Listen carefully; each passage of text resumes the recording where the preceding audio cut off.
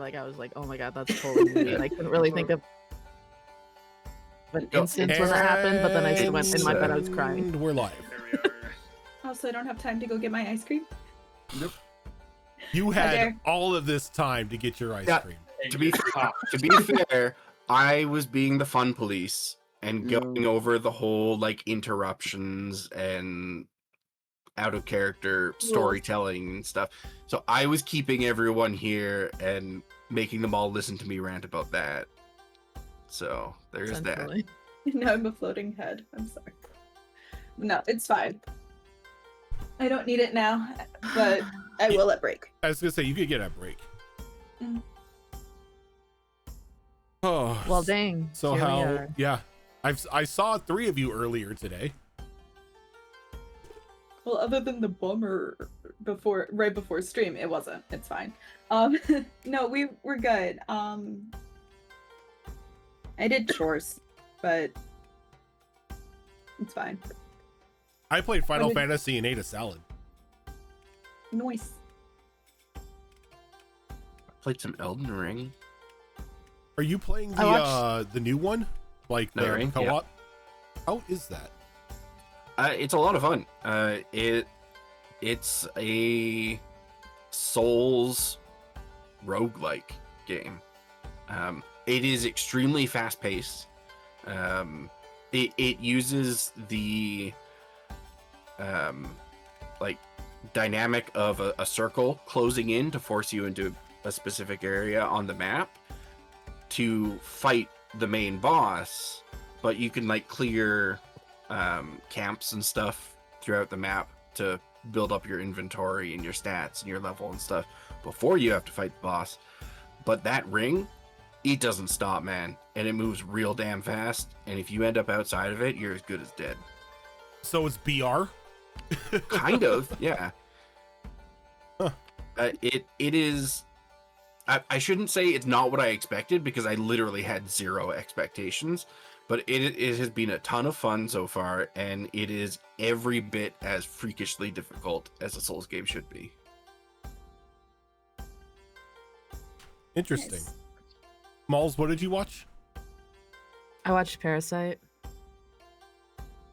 It sounds familiar. It won the Oscar several years ago. It's Korean movie. The family tries to like sneak their way into a rich family's house. It's like my second favorite movie. It's a good movie. Gonna have to put that on my watch list. Oh, it's literally my second favorite movie. It's so fucking good. Oh god, dude. Anyway. So what about you? What did you do today? Committed war crimes. Oh, right, your League of Legends build. Not just League of Legends stuff, but yeah, so overall breaking stuff and having fun. You know how I am. The gremlin was satisfied, so now I can just have fun and roleplay and not have to crunch numbers. You can't just say you're committing war crimes in this day and age. Especially when you're a doctor, that's probably not the thing you should say. Coming from someone who said, coming from someone who last like earlier today said their character was gonna be a bioterrorist in game. Yes, but see, here's the difference. I She am lied. in no way a doctor, a chemical engineer, or anybody that has access to any sort of chemical weaponry. Just do what that one guy did. He got a jar of Angelina Jolie's air and just get air in a jar and unleash it. Look, let me just rephrase this. I spent a good chunk of the day today fixing people because, yes, I work on the Saturdays. Then I was tired, didn't feel like driving home, so I stayed at work and actually read comics for about 20 minutes at work. Then once that was done and I was sufficiently recharged, I drove home and then spent the rest of my day committing war crimes in video games. That way, it's in video games, and, you know, we're legally not binded to anything in Minecraft. There we go. I was worried you were going to say you logged into League of Legends at the hospital. No. First of all, I work in a private clinic, and second, no. Because you know what I don't want to see my doctor playing before they come in to see me is League of Legends. because it's like all of a sudden my treatment depends on the mid Yasuo if they're going to carry or go 0-35.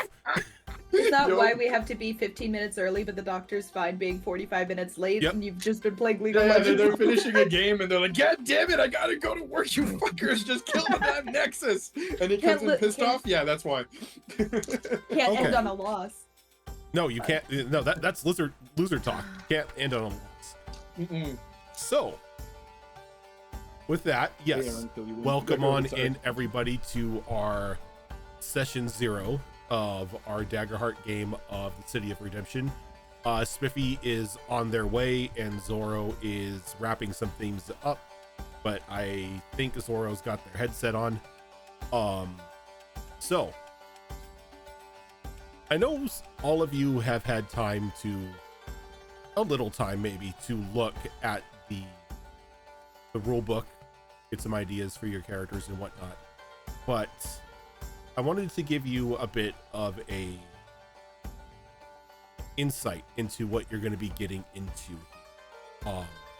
Maybe this influences your character creation in some way, maybe it gives you some ideas, but this game is going to be taking place in the city of Mulorsik, a well-known city from our second campaign of Destiny Forged, off in the far reach, a land rife with, back in the day and starting even now,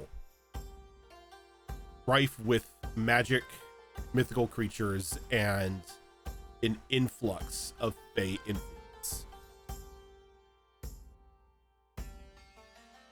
You are in a now rebuilt city, long after the city was saved from damnation and the control of a demonic wormlord. Hundreds of years have passed since the events in campaign 2 of Destiny Forged. Mulorsik has experienced time and time again nothing but pretty much golden age booms, almost as if the city itself was blessed. Now the city faces a new chapter in its life. Finally, after years and years of the Fey Realm being locked out by the god Soul, a treaty was reached between the Fey Realm and the Prime Material. In this time, a singular gate was erected to allow traversal of those from the Fey lands into the Prime Material and vice versa. It was decided upon that Mulorsik was going to play host to this Fey Gate.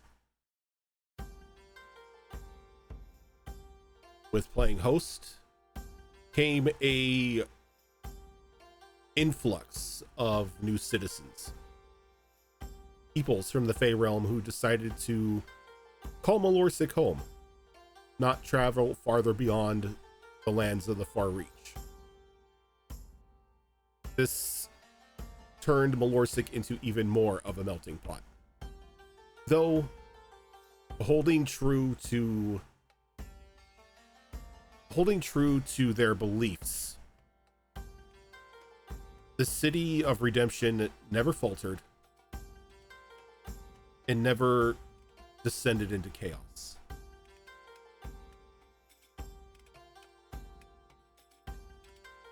This saw the formation to ensure that order and everything could be resolved. This saw the formation of what a group that is known as the Redeemers. This is where your characters will come in. City of Mulorsik to instill the understanding of what it is to be a citizen in the city, to understand what it is to serve the city, requires 1 year of service from every citizen when they reach their adult age. Some go into the city guard. Others go into a group that is a group of hunters that go deep into the not the Feywoods, but into the woods of the Far Reach. Sometimes executing much needed missions, other times bringing meat. Meat. And then there is the Redeemers. Sort of a jack of all trades Swiss Army knife units that helps out where they can and when they can. It's boasted every now and then that only the best and brightest are brought into the Redeemers. After the 6-month training period that you received, you were put together as a team as one of these Redeemer squads. Now, Redeemers don't have to come from large families. Redeemers don't need to be mobility. Redeemers are pulled in from every walk of life, be it the most pious knight down to the lowliest rogue.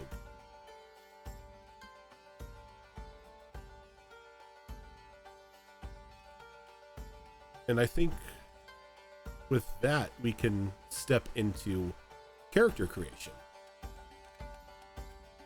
You're muted, Zorro. By the way, Spiffy said that he's on and was waiting for a time to jump in. Tell him to jump in now. Okay. That works. Also, hi. Hello. Sorry, I look like a mess. I just spent literally all day in the sun burning. I'm actually like red and everything. All right. Sunscreen, Y'all, girl. give me a I have sec. sunscreen on. I'm that pasty. I burn that easy. We are pausing for just a second here so I can Yep. capture the cameras with everybody. Biffy! But yeah, so I apologize if I yawn a lot. Like the sun just wore me out. You need a PB&J with Doritos stat. I'm so... Oh, fuck. Damn it. That's what I come into? Dang it, child. This is the one where I'm a math teacher, right? Like, because it's Saturday. Saturdays are math teacher nights. I mean, you No, could be a math teacher if you want. I refuse. I changed my mind. I don't want to be in a campaign with a math teacher. They're my nemesis. Nemesis? Well, I will say as we're loading up here, those of you who find math to be your boon while playing D&D, don't have to worry about that there. Not a lot of math involved in this. Do you mean like our bane, not our boon? Whatever. Then now. Actually... So Dude, I was before- so stoked when you, Oh, sorry. I was going to say, does anybody have any questions before we get started here? What do you guys want me to play as? That's not... No. You pick. I know. That's not how it works. Play what you want. We'll figure it out. Spiffy, what were you gonna say? Return to monkey. What? You can, technically, yeah. You can actually, yeah. No, I was just saying that I was pretty stoked that my my new mic arm showed up like 3 days early. So, Oh, nice. that was part of what I had to do to get some. Dude, today was wild, but I'm here and I'm ready to learn a new game. Yeah, I got my my mic arm showed up yesterday, and I decided that I was going to use tonight as a test because I moved the microphone out a bit from the holder because I forgot I was able to do that. So it worked a little bit better on T-Dop. So I'm gonna see how it is tonight. But the one thing I do have to order is a new mic holder, because this one, the bands are all stretched out and it's like just resting on the bottom, so it's not really working as a shot guard anymore. Do you want to use my Yeah, that hair ain't ties great. as a band holder? With a little elastics? No, I already ordered it. Okay. Okay, I need Zoro, who's down here. The elastics wore out on mine as well, and I just replaced them with rubber bands. Oh yes, they do. They got them right there. Yeah, see, I'm not that smart, Fox. I have the I'm not ashamed to say it because it sounds great. But I basically have the whole setup from the TikTok shop at this point. Listen, I get such good deals in there. My boss will be Yeah, like, dude. "Oh my gosh, I love your outfit. Where'd you get it from?" I'm like, "You're gonna hate me," because I've told her where I've gotten my stuff in the past. She's like, "The TikTok shop." She's like, "Oh my gosh, I love your shoes. Where'd you get them from?" I'm like, "Monica, don't make me say it. We'll say it, but you're gonna hate me." She's like, "Don't do this." She's All right. sweating. Now that I've got the cameras set up, what I need all of y'all to do is make sure that you are on demiplane. Yep. On the character, click on the character cam, the characters at the top to be on the character builder, because that is where we are going to need to start. Oh, there's a cyberpunk game? Like tabletop? Yes, Cyberpunk Red. It's been around forever. It's awesome. I love it. Didn't realize It used was to be a thing. 2020, which is the one I used to play, which was also awesome in a different way. But yeah, those games are great. Nice. Okay. I stopped playing when I found out you couldn't romance that one hitman guy, or that one. What's that guy's name? Takamura? Oh, Gojo? something. I think. Oh yeah.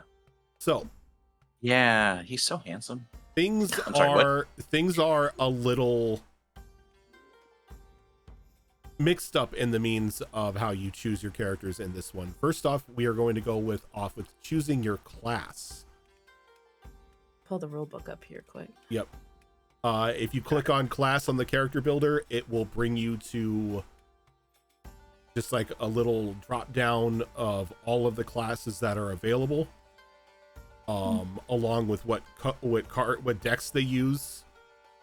And if you were to click on one of them, it will bring up on the sidebar all the information you need for that character.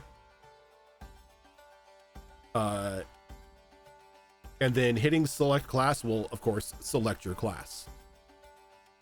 But I think if just doing it quietly in that way wouldn't be great for the stream. So I think we're going to go around and talk about what classes we're choosing. Okay. Because I'm just going to go around here on the cameras, in order on the cameras. So we're going to start with Zoro. Actually, she's settling right now, and I may have to run and grab her. So I'm so sorry. Can you skip me? I will skip you and come back to you. Okay, I'm sorry. Yeah, That's all right. She's up and down right now. That's okay. Tap HB Fox.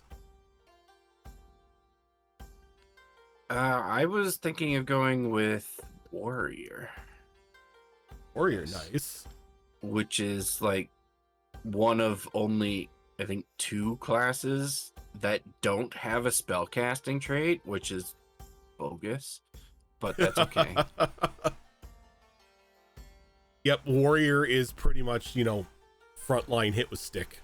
Yeah, I think it's Warrior and Guardian, I think, don't have spellcasting traits. Guardian doesn't either. Guardian has was it Valor and Bone, while Warrior has Blade and Bone.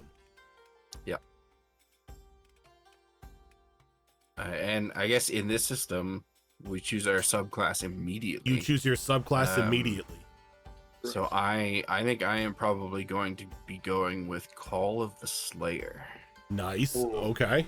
nice. Nice. What does that do? I want to read about that quick. A lot of damage is what it does, and it's amazing. Yeah, they're a bit of I guess a selfish subclass in that they're built to just pump out the damage. They're nowhere near as tanky as like Guardians and stuff. So they might get decked the moment they run into battle, but man, if they could get a few swings off, they've got some neat tricks. Nice. Very nice. Malls. What were you thinking? I don't have a child that needs to be put to bed, but can I also ask for a skip for now? Just come back to me later. Of course. I mean, this is my child, Matthew. He's getting tired. I'm just overwhelmed. There's so much and everything looks really effing cool. So I want to be able to kind of assist and fill in any empty gaps. I know you guys said there wouldn't be any, but I just want to I thought you had your heart set. I on did. The recent class. My heart is a fickle thing, Zoro. I'll tell you that much right now. I will say, if you want to play a support class, or you want to play something that can fill in roles and stuff, Bard is excellent. Okay, because that's what I was leaning towards. Bard is an excellent class. Daggerheart made Bard a really good support class, and not just the guy who plays music. The features are really good. Yeah, I was kind of leaning towards Bard anyway, but I just wanted to make sure that I don't know, it was a good fit. But I mean, if you guys are cool with it, then I would love to go Bard. And I think because I've never played a Bard before ever in my life. And I think it's between Troubadour and Wordsmith, and I was gonna go Troubadour. Troubadour. Yep. Okay. You're gonna be the music box of the group. Mm-hmm. Or the boom box. Gonna play a lute. A lute. Okay. Awesome. What if God was one of us?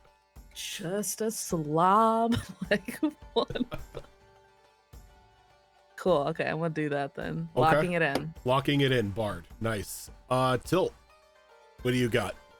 I am doing a Seraph, and I'm going to be doing the Winged Sentinel one, which is basically a flying paladin with good old tanky and healy type thingies. So we do a little bit of both, a little bit of the tanking and a little bit of the healing. Yeah, I have some fun, interesting late game buffs too. I found it interesting that instead of having something like an ASMR in the game, it's a class. Yep. Which is really cool. Yep. All right, so we got tanking and supporting.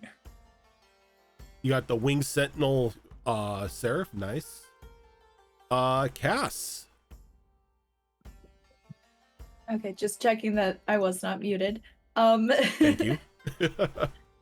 I am going to be a rogue. I don't remember if I've ever played a rogue before. You haven't. Well, I don't remember if I played a rogue before when you were not DM. I might have played, because I have played like 2 other games before Behold Roleplay, so. She's had a life before you, bro, Jen. I forgot. I forgot that she played D&D beforehand. Yeah, they weren't good. But anyway, it's okay. I don't talk to them. But the subclass I was thinking of was the Nightwalker one. Nightwalker, where nice. I can there's the shadow step and teleport through shadows and everything and be sneaky and it should be fun. The sneaky stabby boy. If we ever do another Daggerheart, that rogue with the connections, Syndicate, wow. yes, Looks so cool. Syndicate is so good. Like so fucking cool. Syndicate,'s like, yeah, I know everybody. It's literally I know you need a guy.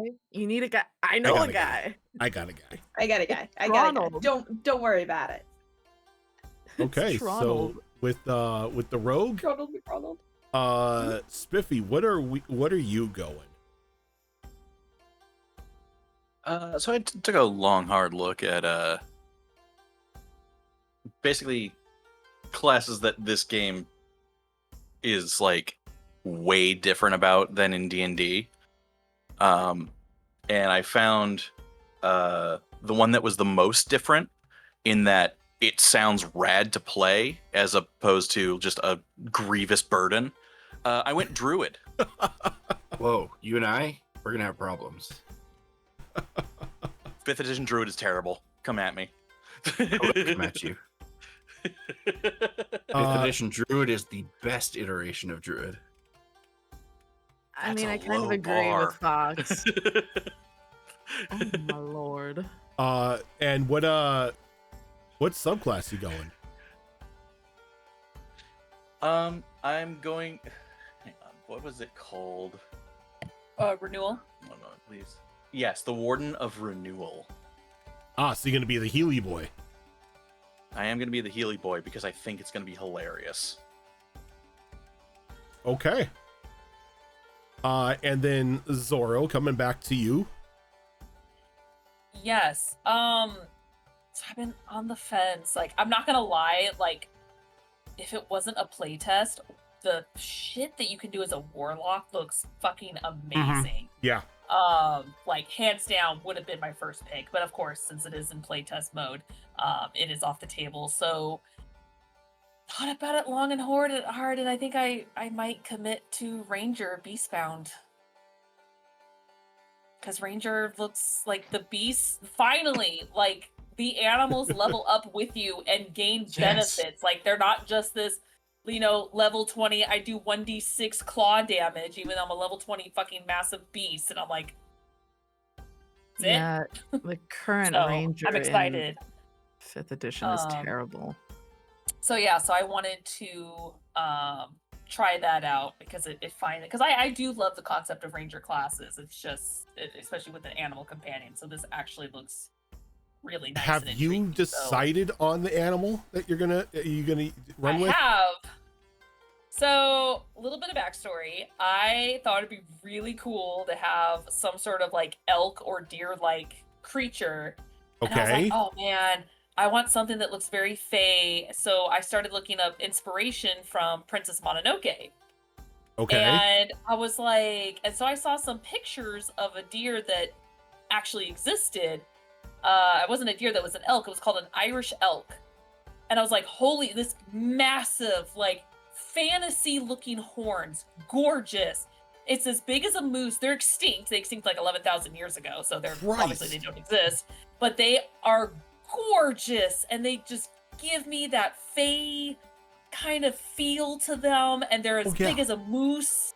Oh, they're gorgeous. Like, so it's I want one. And his name is Gustav. You can most definitely have that. I'm looking at a picture of that thing.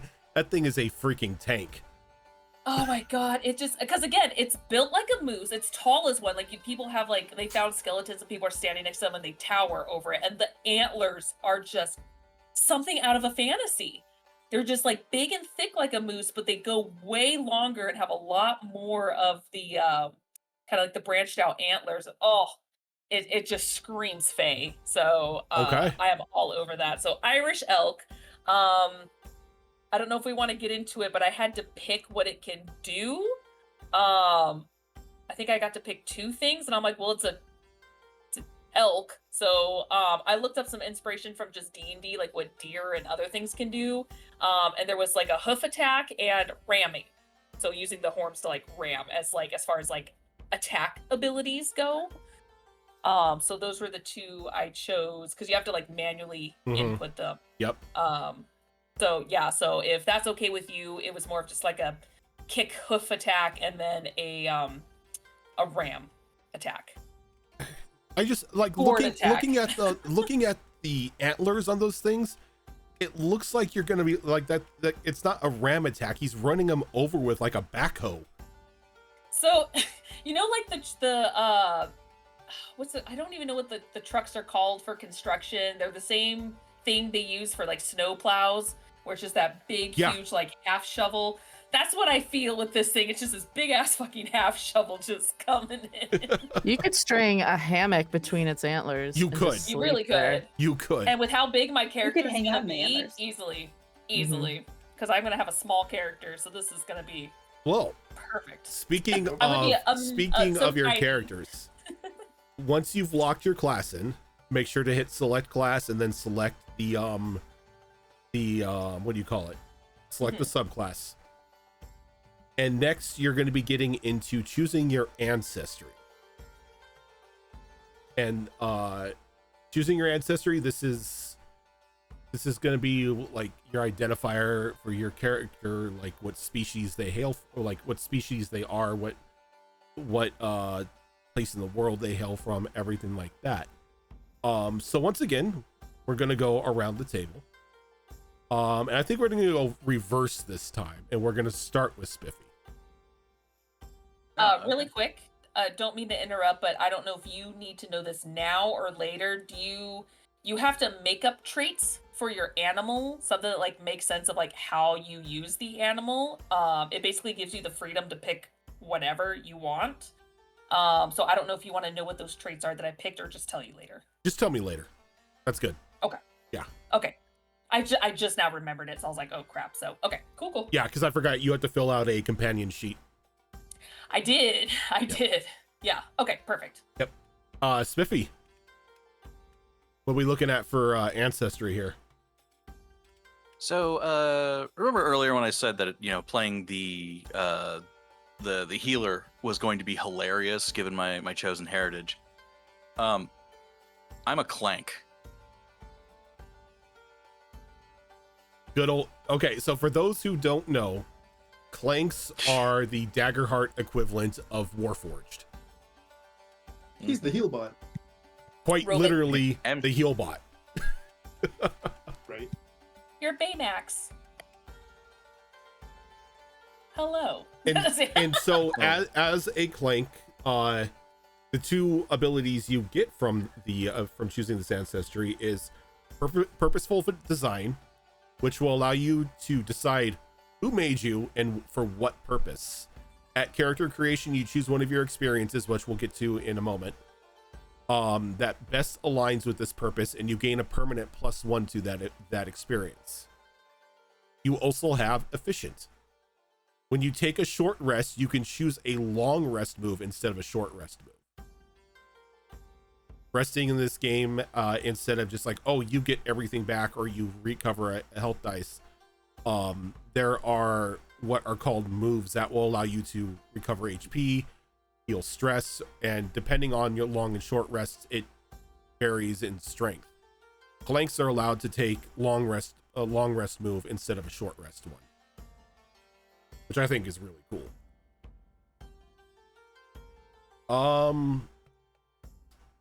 Cass, what are you going for? I already know what you're going for because we've been talking about it constantly. Because it's great. I'm a ribbit. I am going to be a frog rogue or a frog. And I am very excited, and I know exactly the kind of frog I'm going to be. Or it's not. I asked originally if I could be a poison dart frog, but unfortunately the mechanics of it wouldn't really work out. But I can still be the colors of a poison dart frog. So I'm going to. Do you want to tell us your inspiration of what kind of frog it is? Yeah, I'm sending a picture for reference.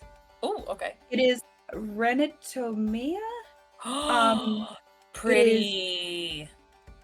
Its body is the one I found is orange to yellow with like black stripes going down. And then it's like underbelly beginning, and the arms and legs are blue with like black spots. And I'm sorry, Zoro, that you would have to draw it. In this system, you can get extremely unique, and I'm just like, this is going to be the challenge. Yep. So I'm just going to accept it. Lots of references. That's kind of my lots of thing. If you have ideas for your characters, make sure to send references to Zoro. There are just so many pretty poison dart frogs out there. As Cass said, the ribbits are frog people. And being a frog, your ancestry traits are amphibious, which you can breathe and move naturally underwater. And one that I think is extremely cool and maybe a little busted is the long tongue, which you can use your long tongue to grab onto things within close range. By marking a stress, you can use your tongue as a finesse close range weapon that deals a D12 physical damage using your proficiency. And the range is 30 Close. feet? The range is close. So Yeah, if you were to think of it in D&D terms, it would be 6 squares, so 30 feet, but we're just going to go off of squares. So that tongue just travels. It's easier to in a imaginative thing, it's easier just to think, yeah, that's close range, instead of somehow this little frog has a 30-foot tongue.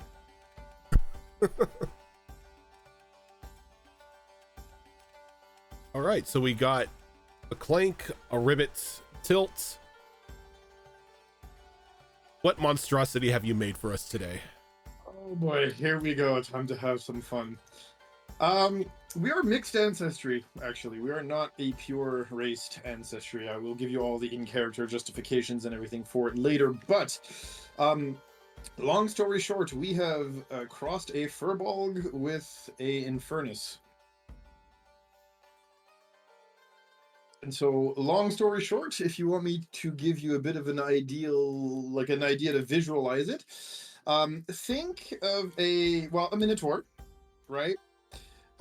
Except instead of the bovine head, you have a more humanoid-looking head with a slightly flatter nose, but you've got spiky canines on it. You've got 2 pairs of horns, one distinctively large and bovine in nature, and then you have a second, which is the Infernus horns that are actually up and kind of twisted, almost like a crown or a halo on top of it, which kind of fits in with the whole seraph thing that I picked up as a class, right? So Dang, good luck, Zora. I have to ask you, because when you pick the mixed ancestry, you take you take a first one and a second one depending on the talents. So which one did you take from the Furbolg? Okay, the Furbolg one, I believe we took I took the Unshakable one. Yeah, so when you make a stress roll, when you mark a stress, roll a d6. On a result of a 6, you don't mark stress. Correct. And then your Infernus, that means you took the Fearless. You took the Fearless ability, which is when you roll with fear, you can mark 2 stress to change it into a roll with hope. Correct. Which again, I thought was kind of befitting. Which translates into I can make sure the DM doesn't have fun. Well, there is that, but again, I didn't look at it for that purpose. I just figured as a tank, you would want to be fearless. Yeah. Oh no, and in the front and unshakable and just hold the line, So I completely agree. I'm just giving you shit because well, you know me, it's gonna be built in a funny way, but yes, that is still definitely fun. You were running this idea by me through in Discord, in DMs. I'm like, oh no, yes. it's Senator Armstrong, but a cow. It's the holy cow. Yes. It's a holy cow. Okay. Malls. What ancestry are you going? I was originally considering mixed, but I decided to just keep it simple. I'm just gonna go Katari, which is a cat person. Now I have to ask: are you going to look more like humanoid? Humanoid. Okay, so it's like the Catboy, Catgirl type look instead of the. Yes, it is very cat girl. I get it.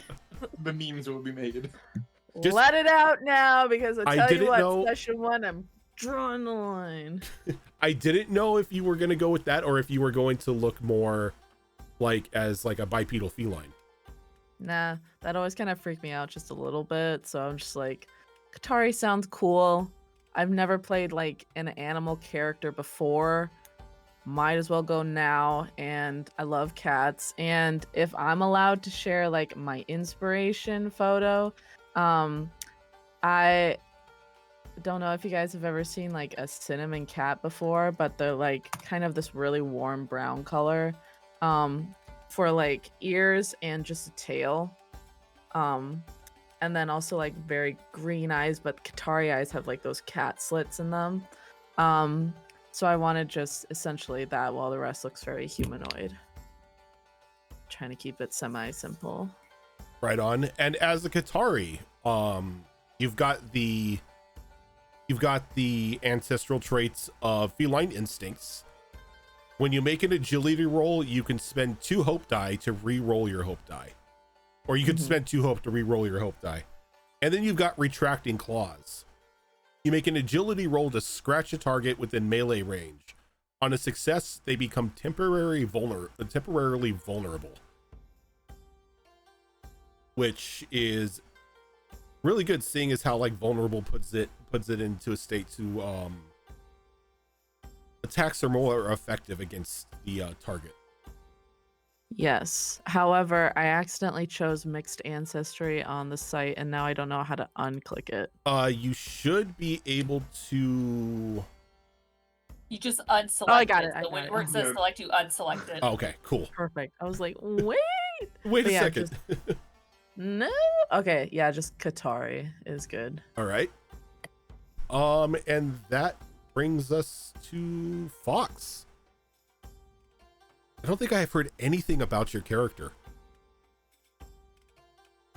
Well, you've heard a little bit, but that's just because I had to clear it with you before doing it. Initially, I was thinking of going either full human, which is not something I ever do. And don't worry, I didn't do it here either. Or going full Infernus, which I also didn't end up doing. Instead, I went with mixed ancestry, Infernus, and Clank. Oh, right. I remember now. Yeah. Without going too deeply into the backstory, it's not that they were born as an Infernus and a Clank. They were born full Infernus, but then an accident happened to them, and Clank parts were grafted onto them to save their life. Very Star Wars. That's I love dope it. as hell. Very That's General dope as Grievous. I hell. love it. Okay, so which of the out of the two, or I should say out of the two ancestral traits, which one did you take the primary and as the secondary? So I took the fearless trait from Infernus and the efficient trait from Clank. Nice. Okay. Got it. Getting a little interesting group mix here. Zorro. What ancestry are you going? You said you're going to be a little thing. As much as I wanted to have some elf somewhere in there, I'm not doing elf.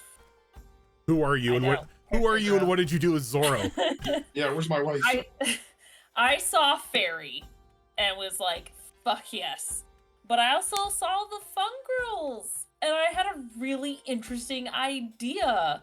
So I was going back and forth between pure fairy or half and half, and because I wanted to talk to dead people, but I can't. So I decided I am gonna be a fungirl fairy. Funny enough, when you had to make up the name, apparently, the hybrid name in the demiplane, I call it fungal fairy, because it just sounded more fun to say. So I am taking Fungirl Network. Ooh. So I can talk to people. Yep. So and then I can't be a fairy and not fly. So so Fungal Network, you make it an instinct roll with a difficulty of 12 to use your, I can't say, like, mycelial array to speak to other mycelial, thank you, to speak to others of your ancestry. On a success, you can communicate across any distance. yes. Pretty much you have the mushroom internet. It reminded me so much of both abilities, actually. It reminded me so much of The Last of Us, because that was the thing that they talked about, and that was their logic, at least in the live action as well as the game, about why even just touching a dead clicker still summoned a horde is because they were all connected, and I was like, that's really cool. So yeah. And then with wings, of course, you can fly. I can fly. While flying, you can mark a You can stress fly. after an adversary makes an attack against you to gain a +2 to your evasion against the attack. Yeah. So- And being a ranger, they're kind of all about that high evasion. Yep. So Keeping away. I don't- For those who don't know, evasion is basically the number somebody has to hit in order to deal damage to you. Also, I don't Like know an if AC. anybody else in the chat has seen like the Daggerheart core rulebook, but they have little sketches of Mhm. the class or the races or the ancestry, sorry, and the fungal ones are so cute. They got their little caps. Funny enough, I am actually. I'm not doing what like most people do, where I'm like, oh, I'm a fairy with a mushroom cap. No, that's stupid. I am looking. It's stupid. I'm sorry. Come at me. I think it's stupid. Where it's like, look, I'm a cute little fairy girl, mushroom cap hat, like a little witch. No, it's stupid. I am going full fungal. Like I am looking like a mushroom with cute wings. And I think my inspiration is the fairy ink cap mushrooms, Now I which got I it. think are really pretty. They look like little Oh, okay. jellyfish Yep. beings, very soft and thin, very flowy. Very nice. And they come in all sorts of different colors, but because of a very minor backstory reason, I'm going with kind of like the purplish and gray tones. So very purple inspired. How tall are you gonna be? Because they can be anywhere from like 2 Um, to I 7 don't know if feet. I want her just shy of 5 feet or just at or just over 5 feet, but she's gonna be like pretty small. 5 foot adjacent. Yeah, pretty much. So Okay. kind of like maybe 4'10", maybe 5'1", but it's like, yeah, she's gonna be tiny. She's gonna be, or not tiny, but on the shorter side of the spectrum. Yeah. Yeah. So now that you guys have your ancestry locked in, the next part is going to be to choose a community. Where does your character hail from? Where did they grow up? What sort of society raised them as a child? So, I think at this point in time, we are going to start with Fox.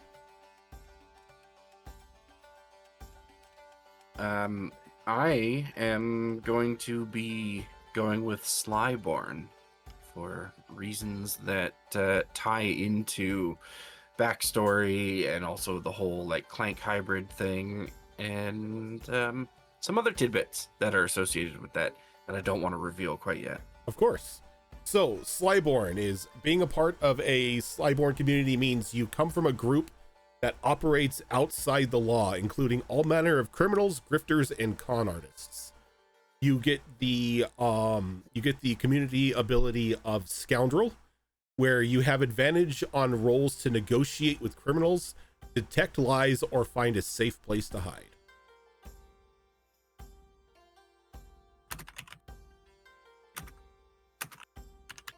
All right, Spiffy, where's the Clank Druid coming from?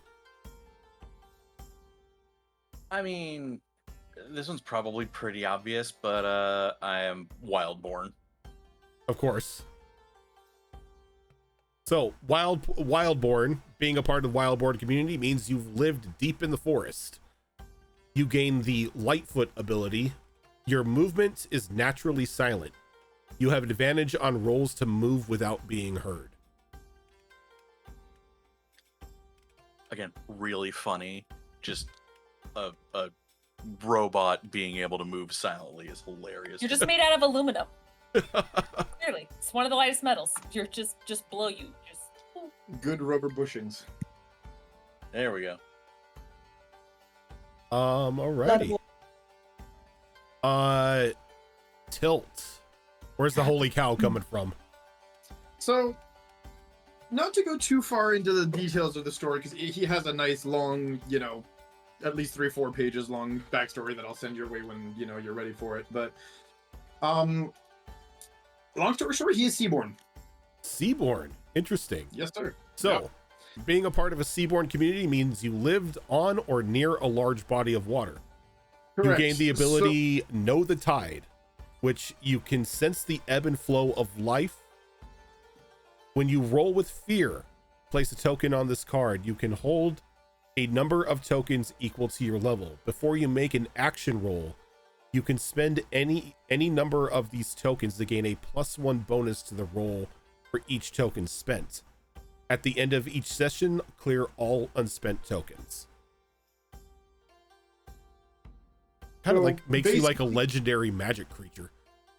A little bit, actually. The way it really works is it looks a lot like I don't know if you remember when we first started V6 and all that stuff. You know, when you fail, you get a token, an adversity token. Oh yeah. It's kind of the same mechanic as the Mhm. adversity token in the other system. Yep.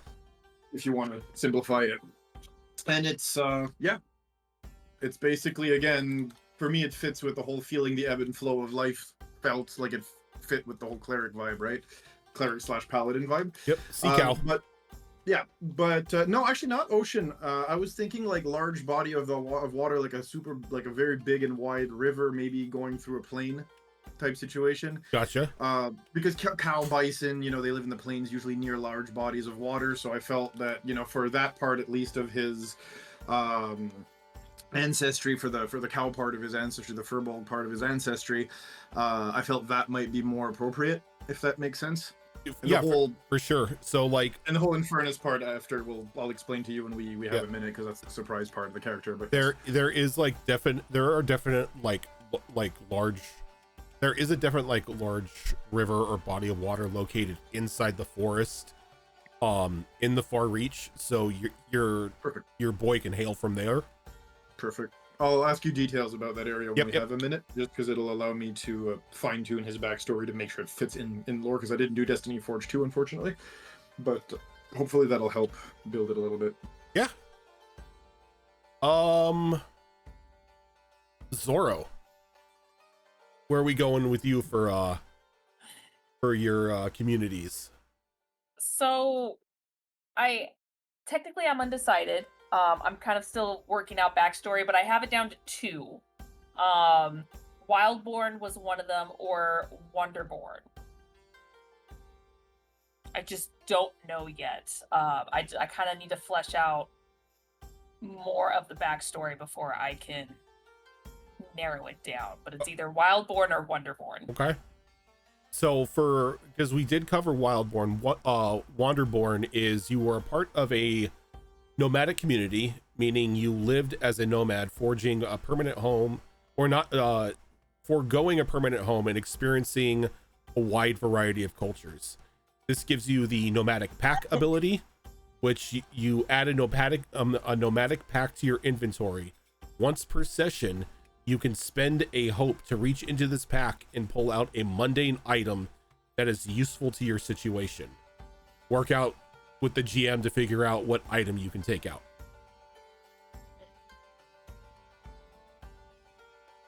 That sounds really useful. Yeah. Yeah, I'm not gonna lie, this is probably the first character where I have, like, very little on. Like, I have a basic concept, and I've got nothing else. So, I have no backstory right now. I have ideas, but no backstory, so I need to flesh it out before I decide, but those are the 2 I'm thinking of. Yeah. So yeah, when you choose that, let me know. Okay. So, For now, I just have it defaulted to Wildborn, but okay. yeah. Malls. What society were you looking at? If I can also give a little bit of backstory to my bard, because I know I was kind of leaving it open just in case we needed something different, but I was leaning more towards like bard. The reason for that is that I've been very influenced by Appalachian folk music, bluegrass, all that stuff since I was a kid. Listening to, like, everybody knows who, like, Dolly Parton is, more country bluegrass, but older than that, like Ola Belle Reed and like Lily Mae Ledford, etc. And Appalachian specifically, like the mountains. I know that that's very like kind of Sierra Farrell, or like for the Hunger Games fans in here, is like District 12 is set in the Appalachian Mountains in Pan Am, like the equivalent of that. So like Lucy Gray Baird or whatever her name is. So that kind of folk singing sort of, and it's kind of like a collection of old world and new world came together. So like in Europe and also in America as well, coming down from the mountains. So my character is going to be Ridgeborn. So as a sorry, go ahead. I was gonna say that she and her family kind of emigrated down from the mountains nearby, and they kind of made their home in city, sort of, but that's where she grew up. Yeah, because when you were telling me this, my first thought when I sent you that map was they probably originally came from the Castrol Range on the a continent away, because that is just like a large large mountainous range that does play home to like various like small communities of people. So Ridgeborn completely fits with that. As a Ridgeborn, it means you called the rocky peaks and sharp cliffs of a mountainside your home. You gain the steady feature, which you have advantage on rolls to traversing dangerous cliffs and ledges, navigating harsh environments, and just straight up using your survival knowledge. Sweet. And then that brings us to Cass. Where is the Frog from? So, I was going through the communities after I chose my ancestry and everything, and I wanted to go, and I want to go like full rogue, full frog of Slyborn. Okay. But I don't want to copy anyone, but to me, it's like the one that makes the most sense. The great thing about this is being from the same community, you may know one another. Like you may have grown up or been from like the same like part of like a Slyborn community. So it's definitely something that you can do. Yeah. But yeah. So because I was looking at it of, just being able to go through shadows and just like pulling a whole rogue thing. Like I don't know about I have ideas for a backstory, but not like a full backstory fleshed out as well, like Zoro. And then in regards of like detecting lies, finding a safe place to hide, like things like that, I really it kind of made sense to me, considering that I would be in the shadows and everything. So for Fox and Cass, as a Slyborn, if you are Mulorsik natives or you've been there for a while and you grew up there, you both could be from the Undershore, which is, if the best way I could describe it is, think of Arcane. Undershore is pretty much Zon. It's like where a lot of like the more shady stuff happens, where the less couth goings on of the city are located. You've got your fight pits, and you've got like your like black markets and fences and stuff down there. So you can definitely both be from the Undershore if you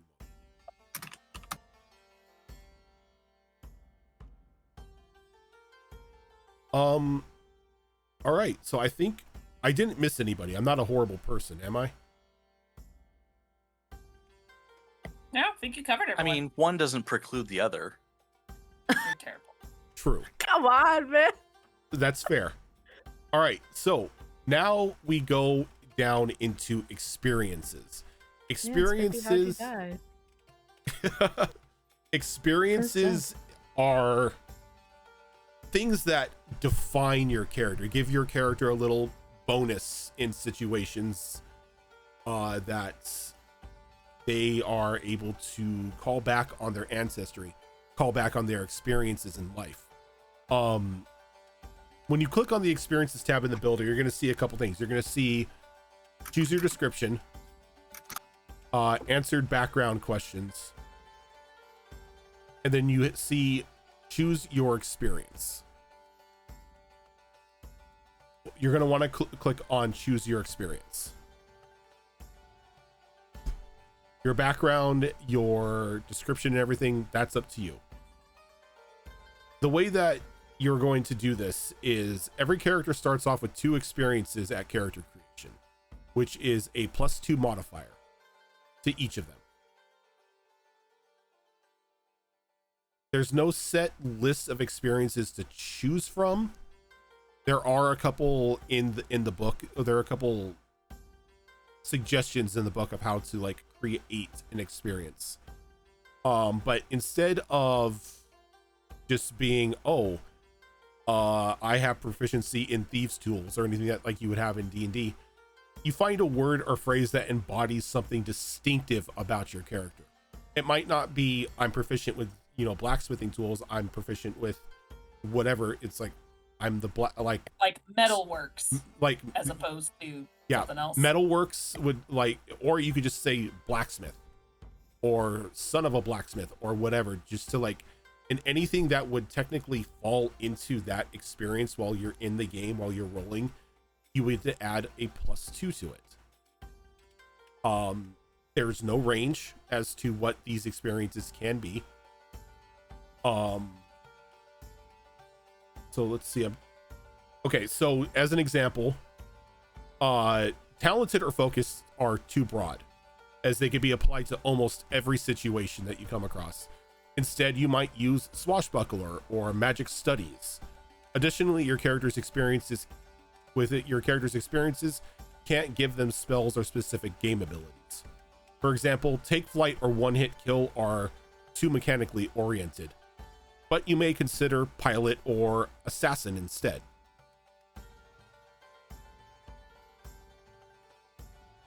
Yeah, and it looks like what's really cool is that they've broken it down depending on which way you want to go. It's like, it's more of your background, characteristics, specialities, skills, or phrases. Mm-hmm. Like fake it till you make it. Yeah, pretty much. Like you're a good liar or something. So it's like, it's really cool. So I like that they broke it down. If anybody has seen any of the Critical Role game that has come out, Sam's character has an ability called Spineless Coward, which allows him to, like, when he's fleeing situations or he's trying to he's trying to basically be a coward, he gets a +2 to his rolls. Sam Riegel, you dog. I love it. And so I have a feeling that this is like gonna be one of the places that we are going to be spending some time here, like bouncing ideas off of one another. So before we get to that, let's go ahead and take a quick break here so we can get up, freshen our drinks, stretch our legs and everything, and we will come back and start picking out our experiences. So, sweet. Yep, we'll be back in about 5 minutes or so, everyone.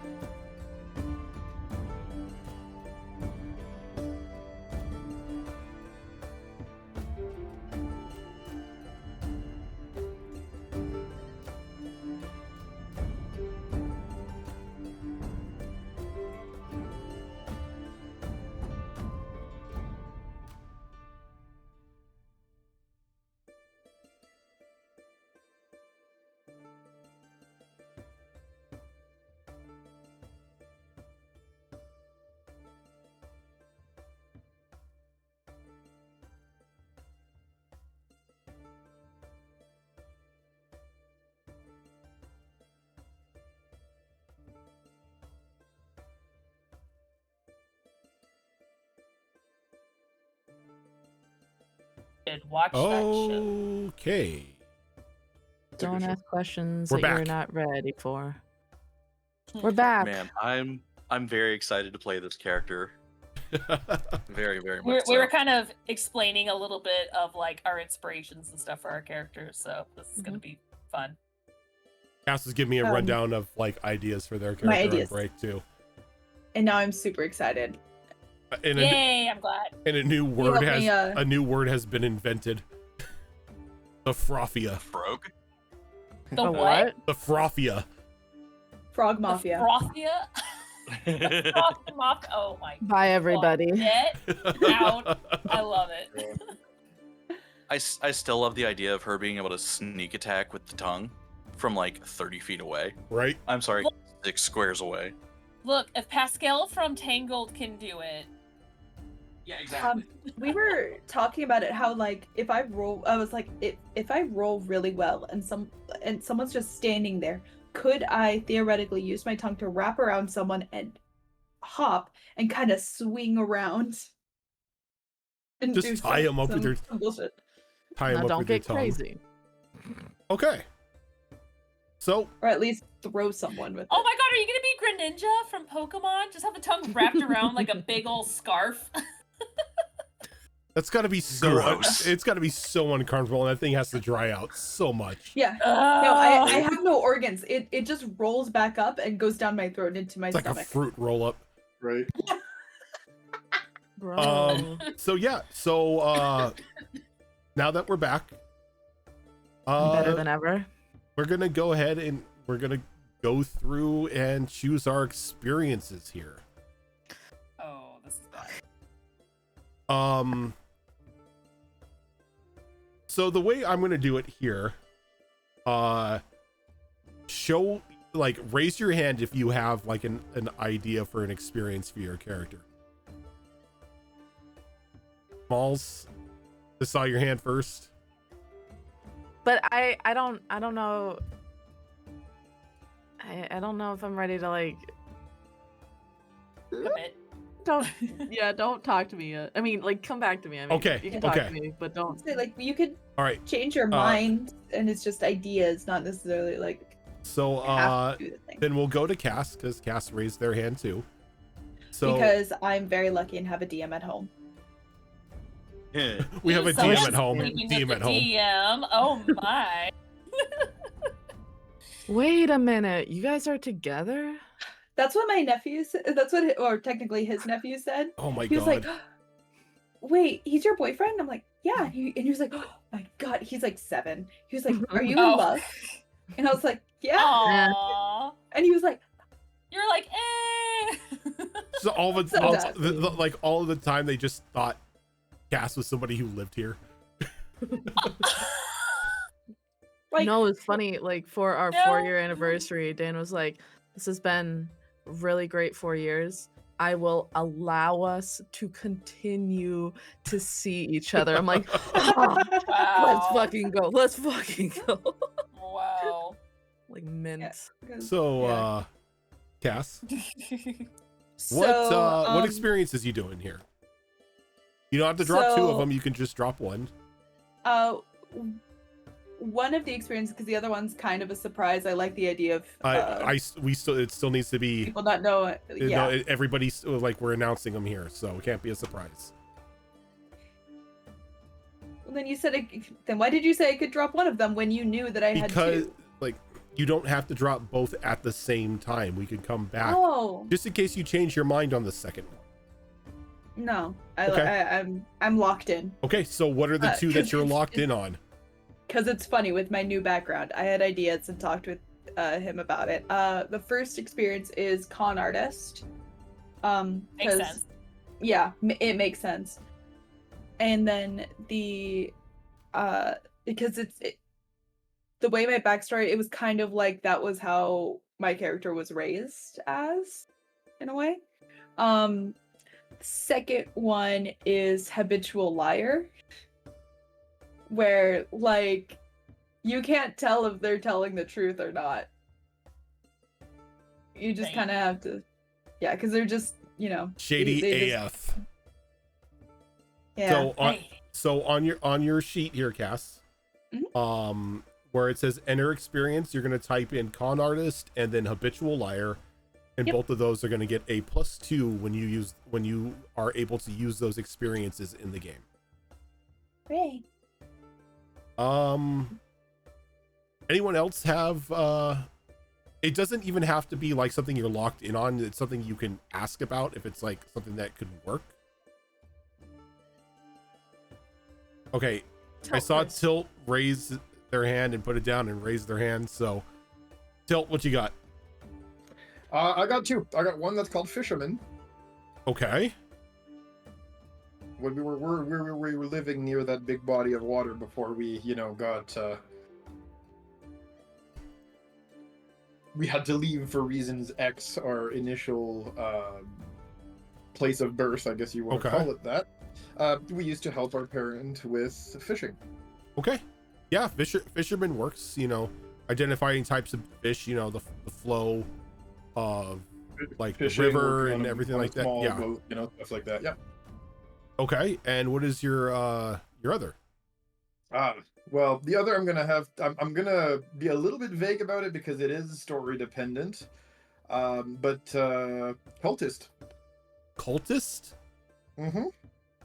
I don't think he knows about just because I don't know if this is going to be relevant at all. Okay. Rojan, do you remember the island that's near Mulorsik that has the minotaurs with the cultists? Oh, not anymore. I don't even think he knows about that. Not anymore. They ain't. Well, I'm just saying he doesn't even know about that. We're gonna have to have a talk. All those minotaur were sacrificed to embolden a lich's spell. Well, there you go. Hellions Gate is no more. Hellions Gate, that's what it was called. Yep. But yeah, no, cultist works as well. There we go. And again, we'll talk about how and what and when in detail when we have a second. Cultists can work with a lot of things. Yep. But again, I'll give you the details of what I have thought up when we have a minute. Okay. Anyone else?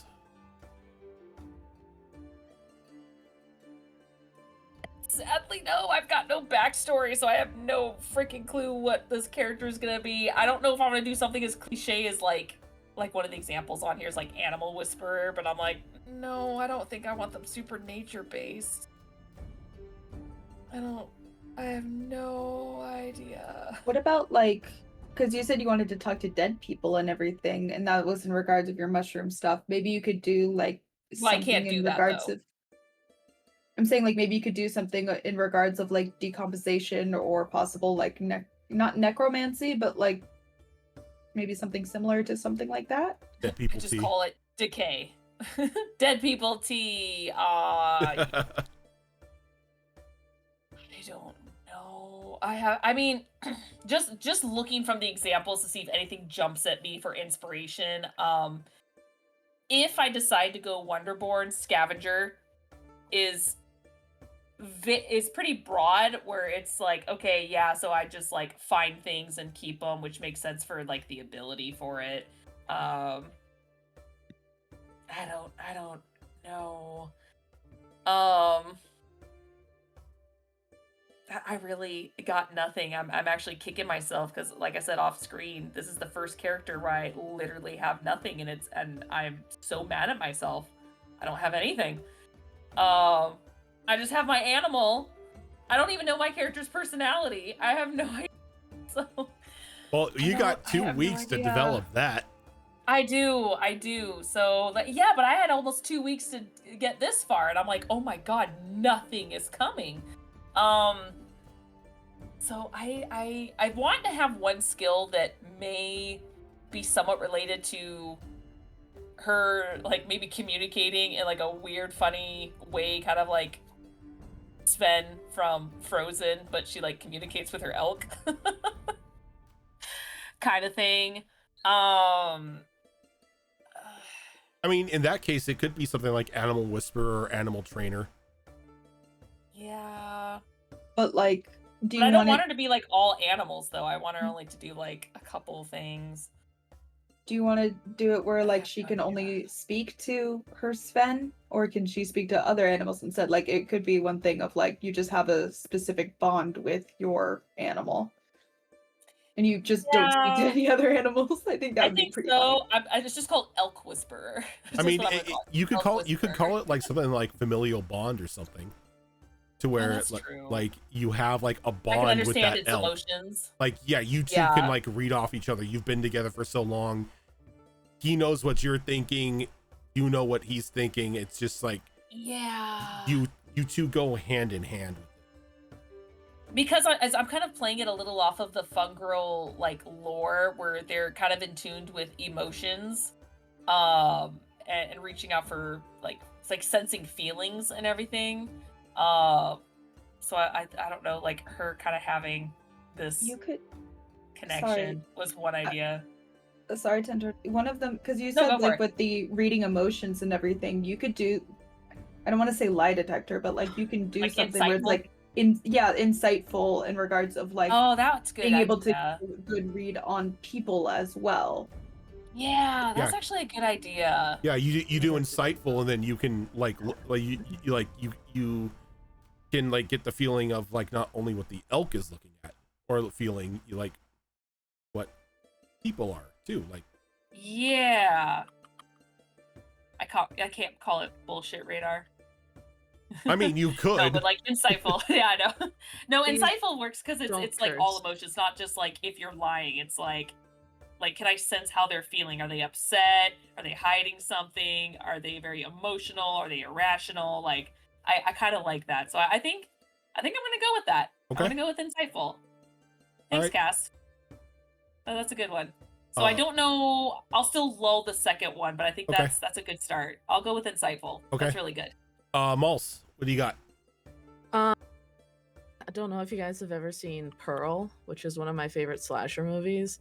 But there's a line in it where she's like, "No, please, I'm a star. Please, I'm a star." And I want that to be one of them for her because she really wants to make it big with her music. So it's like, I'm a star. But I think in a different way, I was kind of torn between like, and I did talk about this with Zoro because I didn't want to feel like I was stealing her thunder or anything, but I was wanting to follow like a bit of a ghost story sort of. Mm-hmm.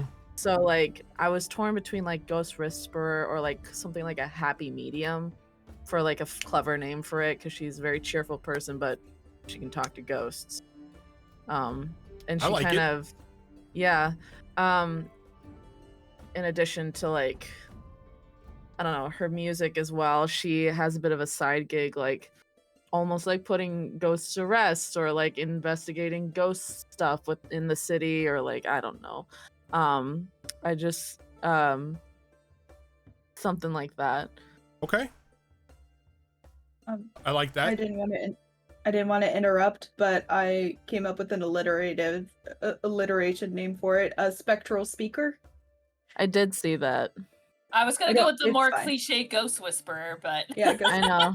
I just I like don't know. happy, I like happy I medium. like happy medium. I like happy medium. yeah. Let's fucking go, y'all. Yeah, I so didn't I can get that see. joke. I at can first, so- see the other one. I'm a star being used in situations to where you're trying to garner favor or you're trying to get your way in a case and you're trying to flash that ounce of fame that you have in people's faces. Is like, you want to give it think to I was me just because I'm a star. I think I was just being like humorous because I just really like that line and I say it out loud to myself a lot, like no. But maybe more like the whole world's gonna know my name is another line from that movie. Mm-hmm. And I I- could. Sorry, I didn't Go want to ahead. interrupt. I could see that being used for like performative stuff as well, That's what I was thinking. carrying Yeah. like an air of confidence about yourself because you either believe you're a star or believe you're going to be a star, and that gives you this confidence that you might not otherwise have. The Yeah, thing that's is what I was that thinking. I know that bards can have a bit of a big ego, but I don't want her to have like a big ego like that. It could just I be think it's more- confidence. I think it's more ambition Like she wants to, like, you know, it's a typical tale, like I've said, of an immigrant family. You come here, they want you to get like a stable job, you know, following the family, you know, business, which is her dad's business. She don't want that. She wants to go make a big name for herself. She wants everybody to know her name. So something like So that. why don't you call it star quality? She could be influential in a lot of ways. Because star quality could be like you've got, like influences, you may even have connections. You've got star quality in the sense of like you could know people, maybe you can even influence, or at least that kind of sounds persuade like people. the rogue thing, though. I think I was gonna say that way you could have the best of both worlds with a little bit of the syndicate as treat, where it's like you like maybe you do know a guy, but only in like for that specific thing. More the performance, you know, the community as scene opposed there. to the shady bits. Because even I can see how that can work, because even though you wouldn't be a syndicate rogue, bards rub elbows with a lot of people. Bards encounter a lot of people. Bards are hanging out at taverns all the time. They hear things. They make their own connections. So but like, if you're not feeling it, then I mean, those if are you all look really at the definition, great. Those are all star really quality, great it suggestions. does say factor in making you seem stand out or appealing or even successful. Sure. So like if you want to go that route too. Sure. Those are all really great suggestions. I think it's leaning a bit more rogue for my taste. I want to lean more towards like the performance thing, like the ambition to be great, put on a good show, etc. She's not, I mean, she's known in town for being a singer, but her family's immigrated here, so she's not going to have these lifelong connections with people. She's a little bit of like a fish out of water almost. That's why she wants to make a name for herself, so people do know her name. So the whole like, world is going to know my name. In that sort of. that sense, I think, you know, the whole world's gonna know my name is a good one. Like, what about like the ambition? Yeah, the ambition. I was sorry. Like an enthralling performance, possibly. Like it could just be that, like, not necessarily like you actually enthrall people, but like people can't help but like stop at least for a few seconds to listen to it. I think I like that. Unfortunately, I think enthralling performance is too much like D&D. It's too mechanically inclined to where it's only going to be for performance checks and whatnot, as to where like something like the whole world is going to know my name can be used in a broader spectrum. I like that. We can figure out the particulars for it later, but that's kind of the two I was looking at. Yeah. I know they kind of diverge, but I was going to use like her performance as a way to like tie into the ghost stuff as well. Yeah. But yeah. Cool. Okay. I appreciate everyone's insight though. And we came to a good place. Thank you.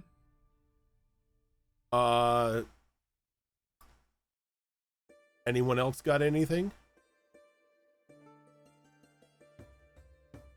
I think so. I think I've got both of mine. Okay. I don't know what they will ever be used for, but we'll figure that out when we get to it. Yeah. One of them I've just dubbed as Brutal Survivor, given the accident that they went through and then coming out the other end of it actually alive. And then also kind of growing up and coming from a place where you have to fight for everything that you have, and anything that you want, you have to fight for it. So I felt like that could play into that somehow. I'm sure there are many different scenarios where it could be used, but that's kind of just the foundation of it that I'm rolling with for now. And the other one, the name of it's probably going to change once I actually develop this particular substance further, but I have called it Chem Reliant, because of, again, things that I talked to you about, Rojan, with the dubious quality of the clank graphs that I've got. There is certain substances that I require in order to not be in pain all the time. And so that is what I'm rolling with for that. And I could see that coming into play in a few different scenarios, but also in the eventual self-creation of this particular substance that you had suggested we explore as well. They could also like technically give them a bit of insight and knowledge into how certain, maybe not chemicals work, but like more of like an alchemical thing. Yeah. Like you have like maybe like a street understanding of alchemy, or yeah, like pretty much a street understanding of alchemy at this point in time. Like you've had to mix it a couple times yourself, so you understand how herbs and chemicals and whatnot sort of interact with one another. You might be able to use that out on like, your patrols or yeah. Okay, I think those are good.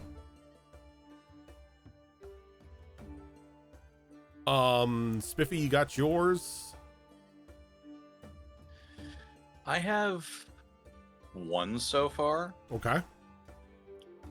Which is No One Left Behind. Okay. I'm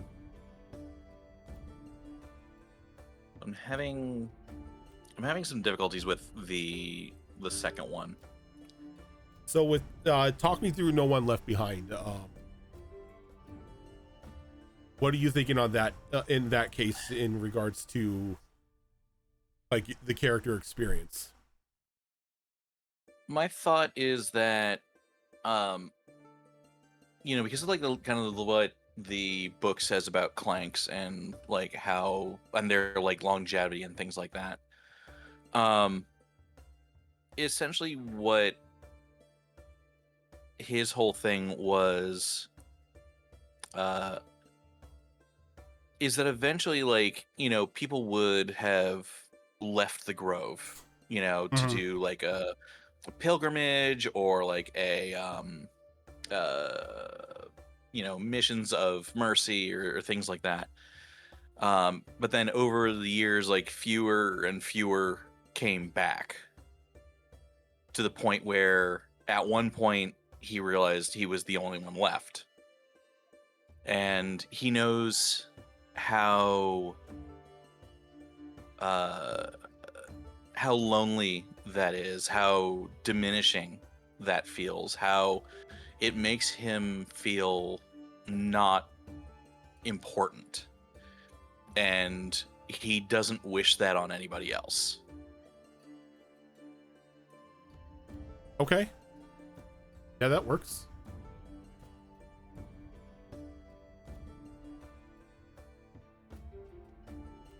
And then I guess for the second one, I was like kind of trying to think about something that's more, mechanical. I don't know, something like, for example, like quick hands or something like that. Because it's like, on one hand, while he is a druid, and that's he gets like his power from nature, he doesn't really, because of what he is, he doesn't really give a shit about nature, if that makes any sense. Nature's a power source and nothing more. Yeah, basically. It's like it's a means to an end, and it is something that allows him to keep the people that he cares for alive. In more ways than one. What since, beast shape and everything.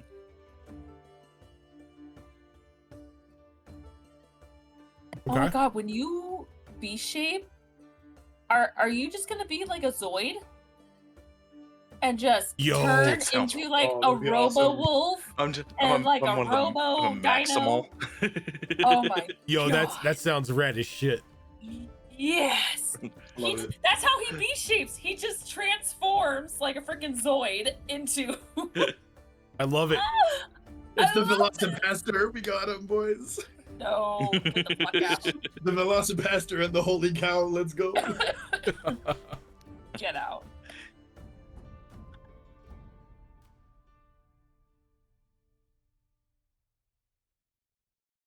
Yeah, I don't know. I don't know for a second one at this time. Oh, good. Like, take your time. You know, if you need to do it off stream, you can shoot me ideas off of that. If it's just not coming to you. Because I know some people haven't like finalized their character stories yet, or finalized how you want their characters to work. Perfectly understandable. But at least we learned more about each other, which I kind of like, of like what we're kind of going for, and I love that it makes us so diverse. Yep. Yeah. I'm definitely excited. So, Zorro, did you actually? Okay. Sorry, I just thought of it. All right. I think it's gonna be storyteller. Okay, storyteller could be good. Because he's been around a long time. We'll kind of sort out exactly how long, like, later. But he's seen a lot and just been around a lot. Okay. How long do Clanks live for? So let me see. Technically, they can live for more or less ever. Yep, as so long as power source is kind of destroyed or they shut down. As long as they can keep repairing and replacing the parts, they can live forever. Damn. Technically, because there is a technicality there in that mental deterioration still happens. Yep. Yeah. How long have you been 17? A while. His parts are 17 years old. The eternal 17-year-old. He's like a older middle-aged woman with a new butt and breasts. He was like, I'm older, but my parts are newer. Oh Lord. Good for her. Good for her. My parts are 17 years old, but the mind is not. Tons of Botox in my face. Ma'am, your implants are 17 years old, ma'am. Well, it says he has to replace parts. It says he has to replace parts. So I'm like, you know what? If that's what we're going with to make this work. They've been sitting in a freezer for 17 years. Ma'am, that's bad. So, Zorro, have you been able to think about your second trait for your second experience? Okay, that is fine. No, that's a lie. I have been thinking about it, just nothing. Okay, that's fine. You can hit me up in DMs and whatnot. We can talk about it. One thing I forgot to make you guys do, a very important step, is assigning your traits. You haven't assigned your stats yet. Oh yeah. So yeah, because like when you click select class, there's choose a subclass, select your traits. I completely went over selecting your traits and your starting weapon and everything. Give me all that. So we're gonna go ahead and we're gonna set traits. Now, I got the character cards ready. Depending on the class that you pick, there is a suggested trait layout, or it's just a generic trait setup as like, what it would be a common build. Don't have to do that. If you scroll down farther, you'll see drop down menus for the +2, the +1, the +1, and the -1. Just to go over what these stats are, because they're a little different from what we're used to. Agility is usually for things like sprinting, leaping, maneuvering, pretty much movements in general. Strength, lift, smash, grapple, that is still the same as it has always been. How strong your character is. Finesse, control, hide, tinker. This is more like the deftness of your body, which is just like a subpart of the dexterity next with agility. Instinct, your perception, your senses, navigation, your internal compass would go off of instinct. Presence, your charm, your performance, your deception.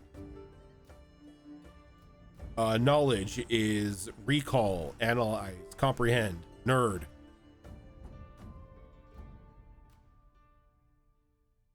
don't see that on here. Where's nerd? I wrote it in my book, nerd.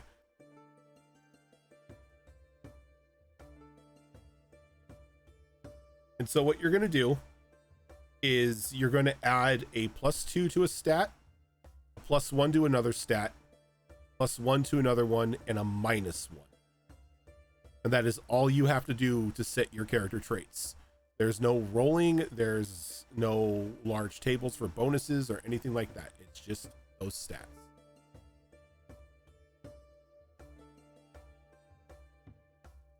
Yeah, I got mine. the stat translates directly to the bonus in the system. There's no like conversion that needs to be done. Nope. Which is nice. I mean, it changes nothing other than the fact that you have to do less math. Yeah, like I said, this game, one of the selling points that, like, I was watching a video is there's less math that you have to do. Which, I mean, I'm always for less math. Me too. Success. So we can go around the table here. Zoro, what are you doing? So glad you asked. I almost went with the suggested traits. I just made a teeny tiny little adjustment because it all made sense. So my +2 is in agility,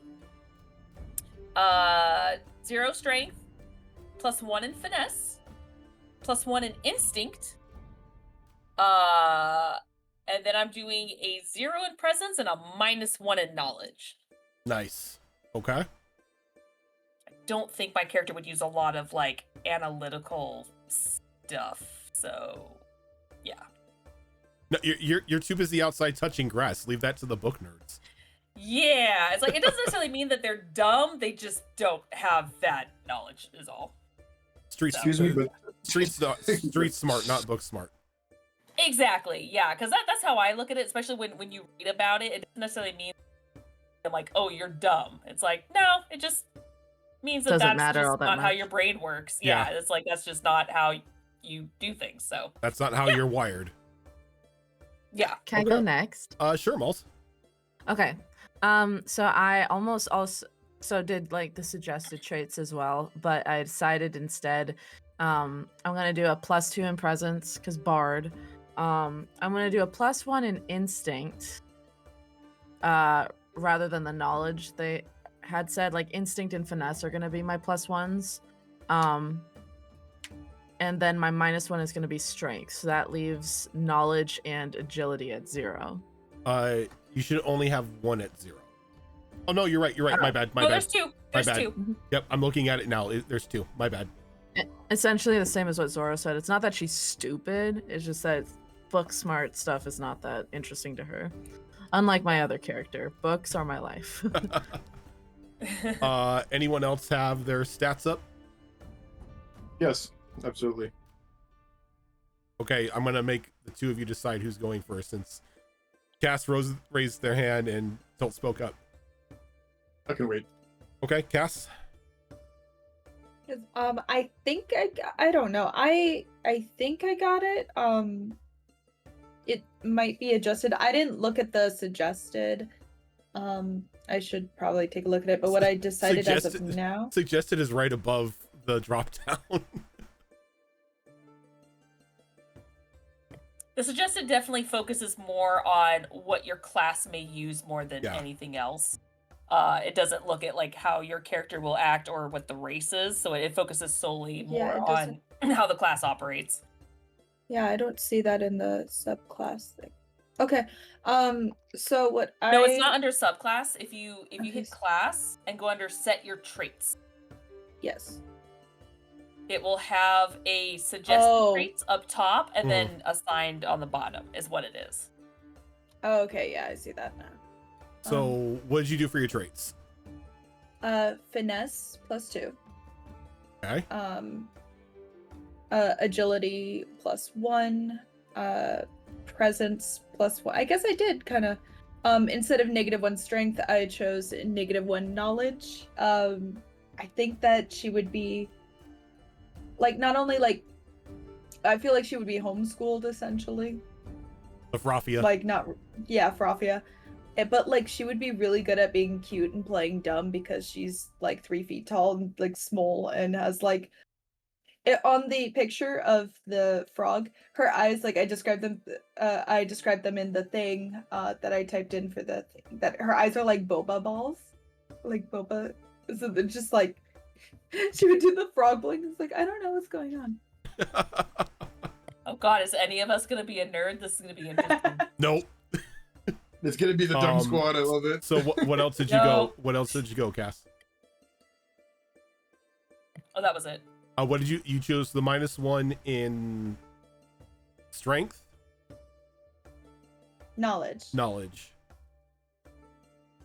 So 0 strength, 0 instinct. Okay. Yeah, 0 instinct. I was unsure if I should put instinct as one of my +1s, but I like the other two better. Okay.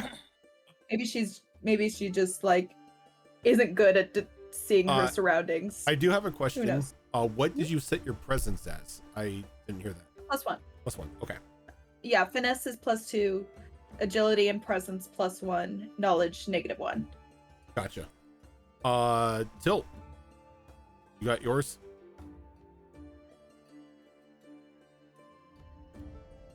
You're muted. You're muted. Yes, I do. We are gonna go +2 strength. Of course.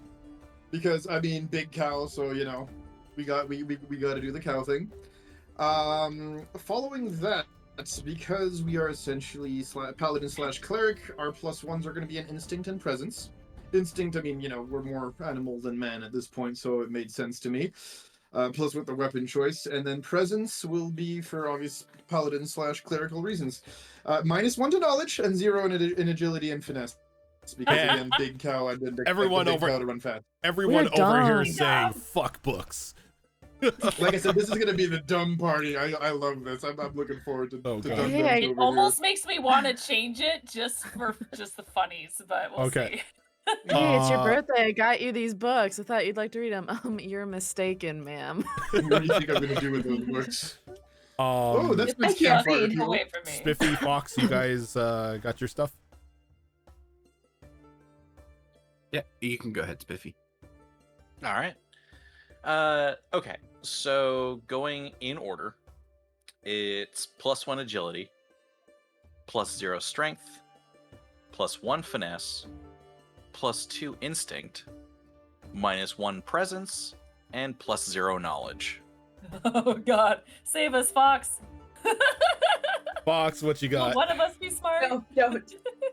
Don't do it. Don't do it. You're the stupid Too squad. funny. Keep it. I've got +1 agility, +2 strength, -1 finesse, +1 instinct, and 0 presence, 0 knowledge. None of y'all own a library card. Oh shit! Hold on, real quick. My this stupid thing froze real quick. Give me a second. Okay, so for the card, I'm sorry, it was +1 agility. Yeah, it was That's all I got before it +1 froze. agility, +2 strength, -1 finesse, +1 instinct, 0 presence, 0 knowledge. Okay, sorry about that. Thank you. And Did we as dumb as that makes this party seem, I mean, 0's the baseline, so we're Yeah. not We're not stupid. dumb. We're just not, college graduates. We could be street smart, not book Yeah. smart. Yeah, I've got We're, +1 instinct. we're like high school diploma. Yeah. NA education is what I'm hearing. Can we be the head empty crew? Yes. Oh God. I mean, isn't No that thought. every show? Did we Resharing. say our characters' names at all? Not I yet. don't have a name. Not yet, because like not everybody had their character names, so I was gonna That's fair. wait I got a until episode 1 to reveal character names. Oh, okay. La That's di fine. da. I mean, I mean, you guys have to I tell mean, if you that got I your need character cards. names now, if you got your character names now, you can say them. Alrighty. No, I'm gonna say Uh, the first episode. Fine. I mean, I got Y'all still mine, have but to I tell also, Those yeah, cards. I've got Wait, I've you got shy mine, now? but I've also gotta kind of throw in some Clank lore that I made up. very open, didn't they? They did. They Mhm. did. So, coming up next after that, you need to choose your starting weapon. When you click on the choose your starting weapons, you're going to see a 0 out of 2. That is a main hand and a secondary. If you choose a two-handed weapon, you do not get a secondary. Just to keep that in mind. Yes. I was gonna say, if you're starting around the table, like I've picked mine already. Okay. I was just gonna. And this is gonna come as no surprise. I was going to say that whatever weapon you choose, make sure it is a tier 1 weapon, and it is something that you can use. If you do not have a spell casting, domain, you cannot use the magical weapons. But I think everybody here except, I think, Fox and Cass are the only ones that don't have. No, Rogue has No, I have- spellcasting. Yeah, because I think also because spellcast. Right, the I spooky think 'cause shadows. Shadow Stepper and Yep. stuff. Yeah, Okay, yeah, they get Midnight Domain. midnight. So yeah, Edge uh, Lord. Spiffy, you said you had your weapons already chosen here. I have my weapons already chosen. All right, what are you going with? 2 swords. Broadsword, short sword. Max 2.0. Broadsword, and yeah, because broadsword's a one-hander, isn't it? Yep. Yep. Yeah. Broadsword is a finesse one-hander. weapons.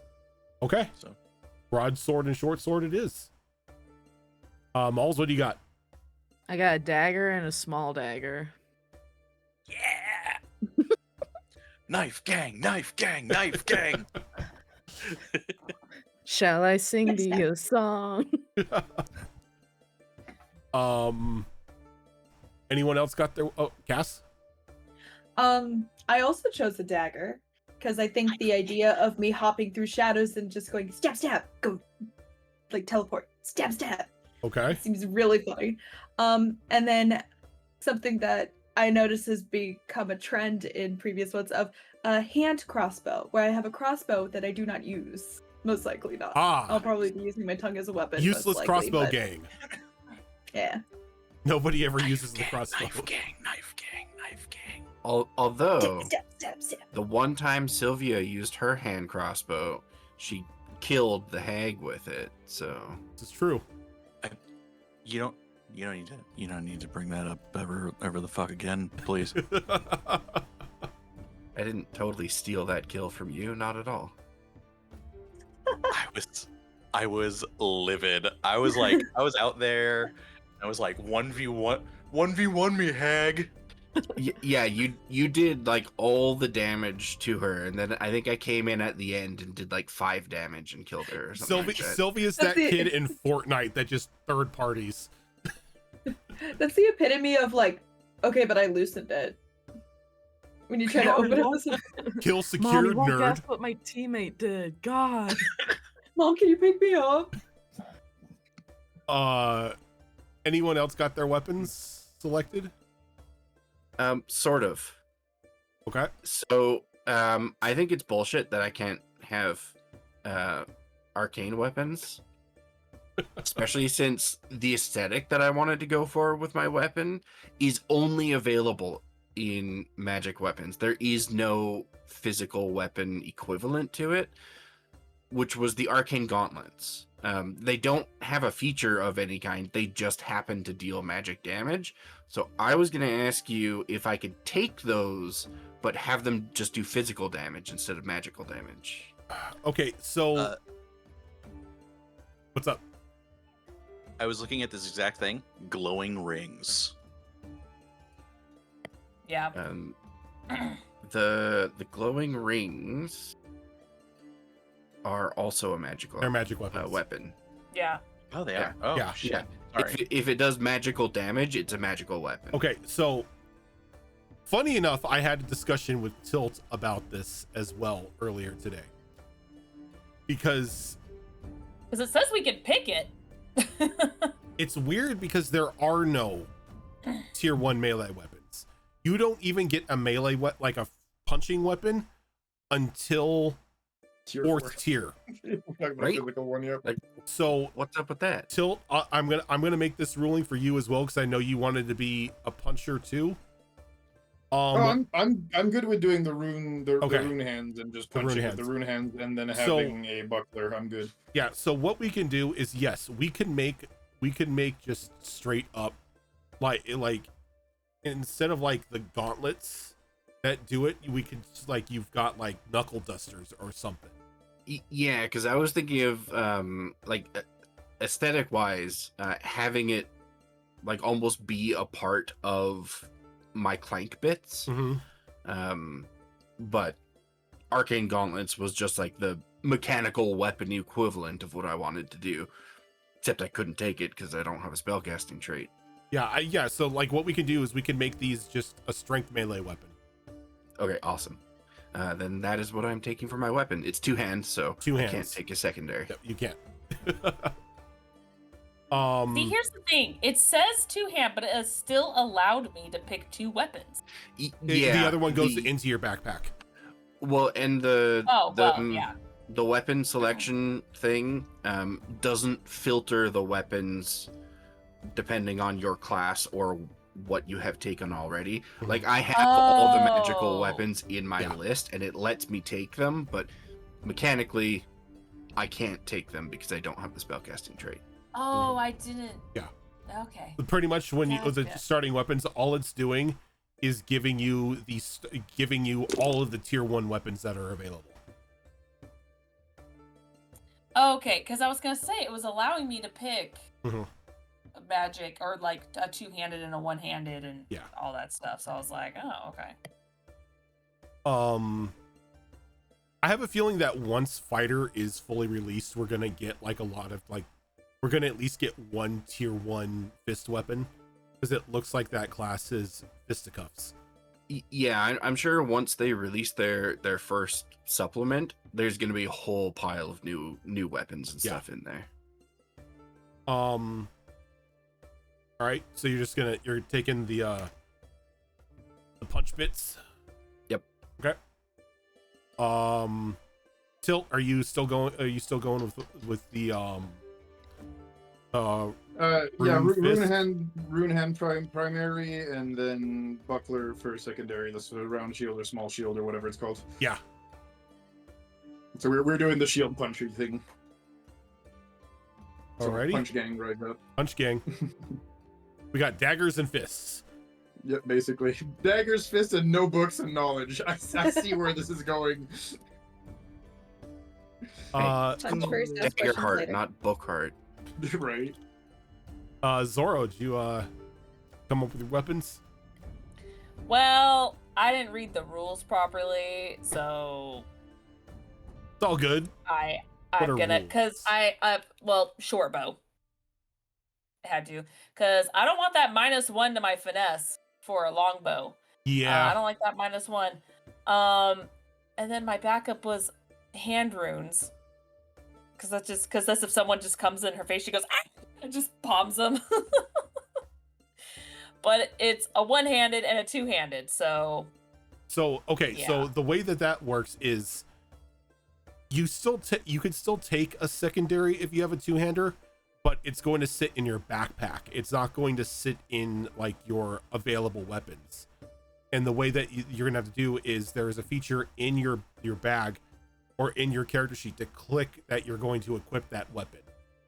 It takes an action to do Okay. so. So I can have both, but I have to actually. You swap have to them. swap, and it takes an action Gotcha. to swap it out. Oh, okay. Yeah. Okay. So I can legally still do that. I Yes. just have to have because one's a believe- 2-handed and one's a 1-handed. I can't have obviously both. I believe swapping a weapon is a stress. I'll have to double check on that, but there is a mechanic in order to swap weapons out if it's not like if you're not able to dual wield weaponry or anything like that. What if you're not in battle? Like, does it not matter? If you're not in battle, I would say that then you're fine to do it because Okay. you're not really having to jostle That'll make your sense. inventory in the midst Yeah. of combat. There's nothing stressful happening. Yeah. So Okay. so I can take a secondary weapon then as well. Yeah. It's just not equipped. Okay, awesome. I'm taking Yeah. a grappler. Oh, nice. So happy Nice. somebody took a grappler. The grappler is so cool. I was It's- tempted. I was tempted too because of the finesse. I was like, Yeah, oh, the that actually could be grappler funny. is such a cool weapon. Okay, if that's the case, then yeah, I'm gonna go with the short bow and the hand rune. Okay. And I think it would just be funny that she has the hand runes on the whole time until it's like maybe battle. It's like when she's just in town. I don't know. I'll play with it, but yeah. So short bow and hand runes. I'm thinking like pocket sand. A little bit, but like my hand is the pocket Yeah. sand. It's kind of like, yeah. It literally everybody Actually- with the punchy weapons. I love it. Actually, one of the ideas I had for it for the hand rune is that because I'm a fungrel, it's spores. So when I smack it, the guy that gets spored, like Pocket s'mores. pocket spores. That's my inspiration for it. I was like, ooh, that'd be funny. Just palm them and just spores come out. They're like, Oof. so pocket spores. Okay. So the next thing on this list is choosing your starting armor. The way that armor works in this game is a little different than it does in D&D. While your evasion dictates if somebody hits you, your armor is going to dictate how much HP you're going to lose when somebody breaks a certain damage threshold. There are thresholds that you need to keep an eye out on when you look at your when you need to keep a lookout for when you go to get your armor. That is the first and second number that is shown on thresholds. That is your moderate and severe damage thresholds. When you are hit, minor damage is 1 HP tick, moderate damage is 2, severe is 3, or major is 3, severe is 4.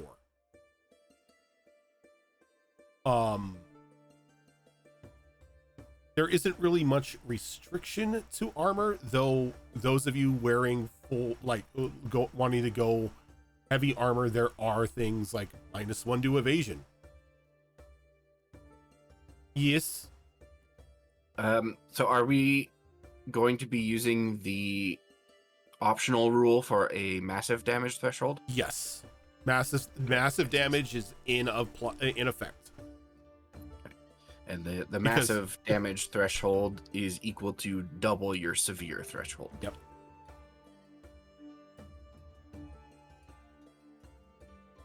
Because we Yeah, I can't, went with my suggested. It made sense. because we can't go what do you call it? We can't go brutal critical, so might as well go for massive.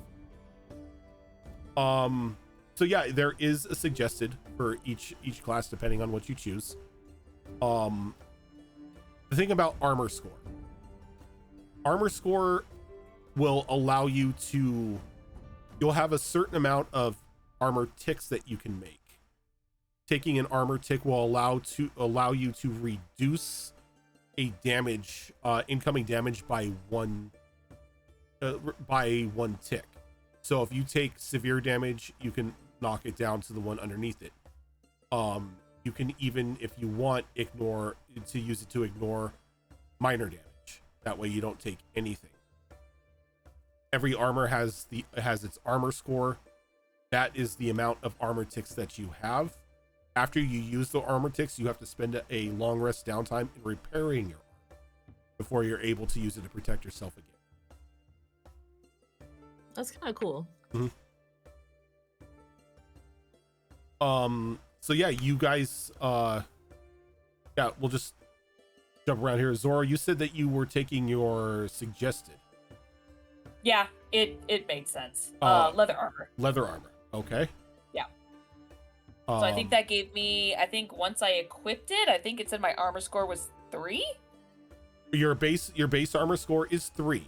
Your damage threshold will, because you add your level to the damage thresholds, your threshold should be 7 and 14. Gotcha. Every Okay. time you level up, your damage thresholds will go up by 1. Yes. Okay. So yeah, that just made sense out of the 4 options. Yep. Yeah. Fox, what did you go? I'm not going with the suggested. As delicious as that 4 armor score is, I opted to go with Gambeson armor Nice. for the wonderful +1 to my evasion. Mhm. Yeah, that gives a +1 evasion. It's got a base score of 3, and your thresholds are 6 and 12. Malls. Twinsies with Fox. I'm also gonna go Gambeson. Good old Gambeson. All right. Okay, now that I look at it, I didn't realize I had a +1 evasion. I might do that too. I didn't That's realize good that. armor. yeah. I did Gambeson's not a good realize armor. that, so Yeah, I'm the- switching. Threshold Join is a the little like, bit what? Gambeson lower. gang. Threshold's a little bit lower than leather, but that +1 evasion, man. Yeah, I did not see that, so I'm switching. Within the Head Empty group, there's a subgroup called the Gambeson gang. You're either in or you're out. Head empty group, Dagger Squad, Gambeson gang. So funny enough, I actually don't wear armor at all, but yes. Oh, yeah. I know why you're not wearing armor. Yep, naked gang. Cass stepped away. So we'll get back to Cass. Spiffy, what did you choose? I chose the leather armor. Boo. Boo. Sorry, I almost smashed you, and then I was like, oh. Not a part of the Gambeson gang. Not a real team player. You're my either official in or pick you're is the out. Gambeson, I just don't wear it. Yeah, Okay. either in or you're out. So So does that mean we all, just for character card, does that mean all of our armor starts with that base? yes.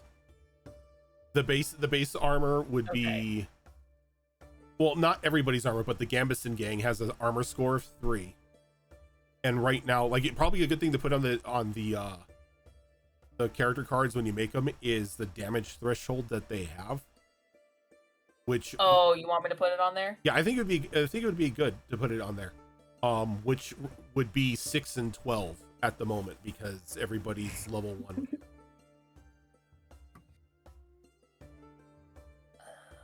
I mean, if you could work it in there, because like we're not gonna have HP, so.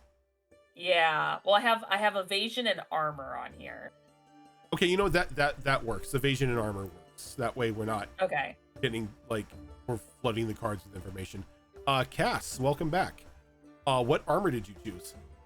Hi. Gambeson armor. Gambeson gang again. Yay! Gambeson gang. Okay, so the next thing, and this is gonna excite Zoro, you are going to choose your starting inventory. Your starting inventory, you instantly get a torch, 50 feet of rope, basic supplies, and a handful of gold. On top of that, you then choose between a minor health potion or a minor stamina potion.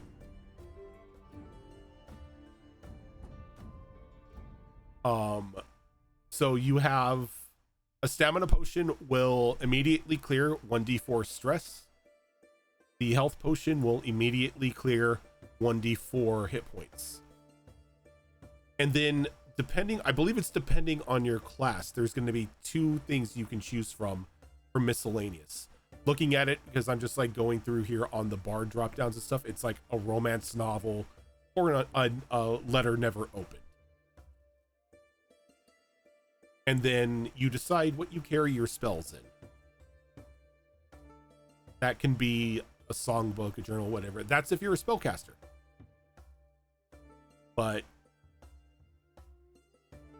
so going around here, because I'm curious as to what the miscellaneous things are for everyone else. Spiffy, what are you choosing for your starting equipment here? I'm choosing the minor health potion. And for my miscellaneous item, I'm choosing a small bag of rocks and bones. Okay. Very good. Yes. So I also chose a minor health potion. I have no strength and no instinct. Figured I'm gonna get hit. The two options were a set of forgery tools or a grappling hook, and I chose forgery tools because I could use my tongue as a grappling hook, essentially. This is true. That's fair. Disgusting, but true. Yeah, it Uh, worked. Let her live her froggy life, God. Right? Tilt, what do you got? We have taken the the stamina potion, Okay. because I am going to be eating through stamina like it's cookies, stamina and hope. I'm literally built on stamina and hope. And we are going to be picking a religious symbol, since, we are technically Holy cow. holy cow. Our religious symbol will take the form of a cowbell. Okay. Oh God, of course you are. Malls. I love it. I After got a favor. Malls, after you're done dying. Man, that's really good. That's really good, man.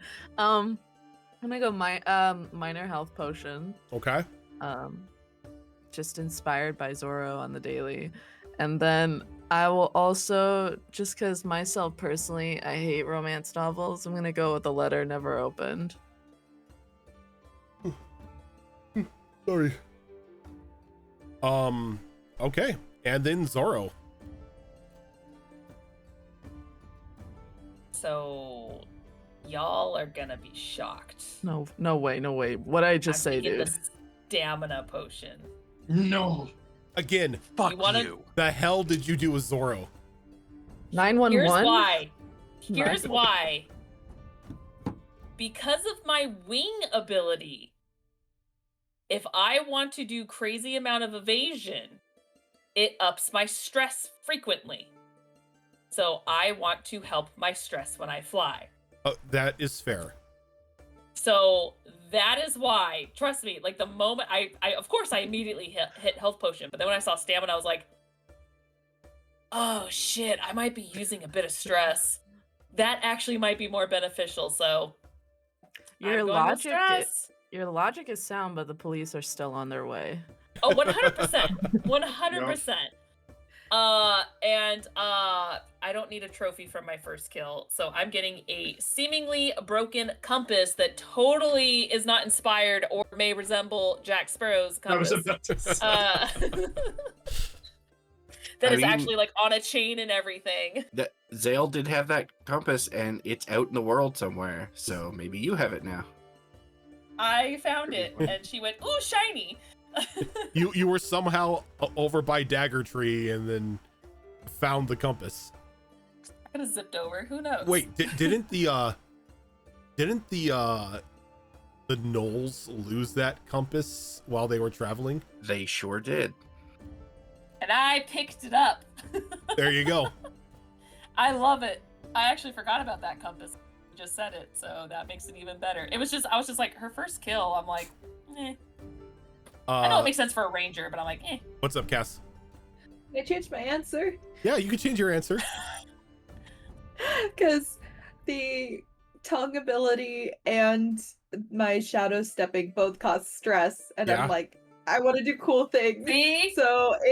it makes sense for It pains that. me Okay. not picking health, but if you have abilities that cause a lot of stress, you need to down that stress. Yep. So, Yeah. yeah. Like, I it actually may- haven't checked Yeah. that. Yeah, Yeah. everyone check it. So I will 'cause- say that a lot We of may be a dumb, lot but of I big brained this. a lot of your abilities and whatnot, and even some spells that you may cast do ask you to take a point of stress in order to cast. Yeah. So like taking that stress No matter potion, how often you use it. taking that stress potion at the start may be a good thing. Hmm. Oh no. we can always get more health potions. I need to change my answer. I big brained everyone. Yeah, Yeah, you- 'cause, but- yeah, Right you- off the bat, I hear shifting- you. Shifting into beast form is either 1 Yes. stress or 3 hope. ooh, Yeah. I wouldn't use a hope. Okay, but the good thing. Personally. Okay. Okay, so if I so use 3 hope, I do get a bonus. The great thing about Like, hope, it is more powerful. the great thing But- about hope is you gain a hope every time you roll with hope. Every time you roll and your hope die is higher, if your hope die is higher, True. you gain a hope. True. It's just if you're not going to use as many abilities for stress, totally take the health potion. But if you see yourself, and again, it may change once we're in the game and we go, oh, I actually don't need the stamina potions as much as I thought. But as of right now, from what I'm reading, what I want to do personally, and like what Cass was saying for hers and everything, it's like, if we see ourselves using this frequently, we're going to start racking up stress a bit faster. And I want to avoid that to get it too terribly high. So I'm like, I would like to down that, please. So. Totally good. Yeah. Malls, you got something? I don't. I just want to make sure I'm not missing anything, but I don't know, man. Just ignore me. Move on. Okay. In fact, kick me out. No. So we are going to then go into the next step here of choosing your domain cards. Or what's up? Did I not ask you? Oh, we skipped Fox. No, that wasn't why I was raising my hand. But now that you mention it, yes, I didn't. I'm a didn't say horrible my person. things yet. Oh. It's okay. I was like way past that and looking at some other stuff. What were we doing? Inventory? Yeah, your inventory. Let me go back to the inventory tab one choose sec. between. Oh, okay. Yeah, I took the stamina potion as well. And the miscellaneous item, I'm probably gonna reflavor to something more character specific because it makes no fucking sense for my character to have this. But the options were the drawing of a lover or a sharpening stone. Oh. So I went with the sharpening stone because the lover thing is not applicable. But neither is the sharpening stone because I don't have a blade. So I might reflavor the stone to be something else later. Gauntlet polisher. Okay. But Okay, come on. You play Monster Hunter. You sharpen the battle horn. listen, I have some criticisms about Monster Hunter. But the reason why I was raising my hand just now is that I made an oops and didn't read anything about my class, apparently. Didn't read. Oh. I can actually equip my grappler at the same time as my gauntlets because the warrior class gets to ignore the burden that weapons have. Oh, nice. Oh, So even I better. There you go. have altered things accordingly. Nice. That's awesome. You're muted, Spiffy. I was gonna say, you can ignore burden and you're choosing not to one-hand a greatsword? I'm a punchy person. What's up, Malls? I guess I'm just confused on what specifically causes stress. Is it just like So- any spell, or will it tell you? So if it is a mechanic in a spell, or if it's a mechanic in an ability, it will specifically tell you that. Stress can happen in other situations where you want to do something cool or you want to do something off the wall. I could be like, sure, if you take a stress, you can do X. But if it is something that is hardwired into your character, like a spell or an ability, it will specifically say if you take a stress or not. Okay, I don't know if it helps you guys, but like the Bard class is kind of built around giving hope and deleting stress. Mhm. So, Yep.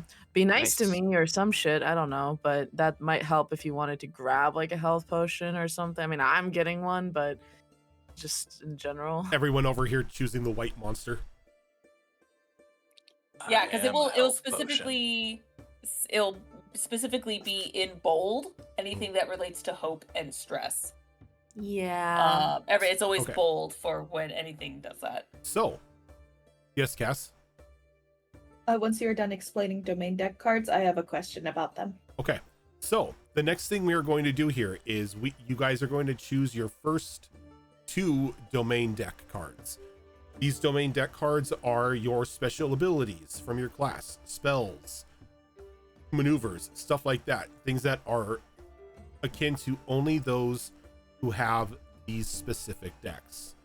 For those of you who do share decks with each other, you can discuss with one another if you don't want to overlap with the abilities that you're using. That way it's a little more diverse and spread out, but it's not a hard rule saying that you can't have people with the same domain cards.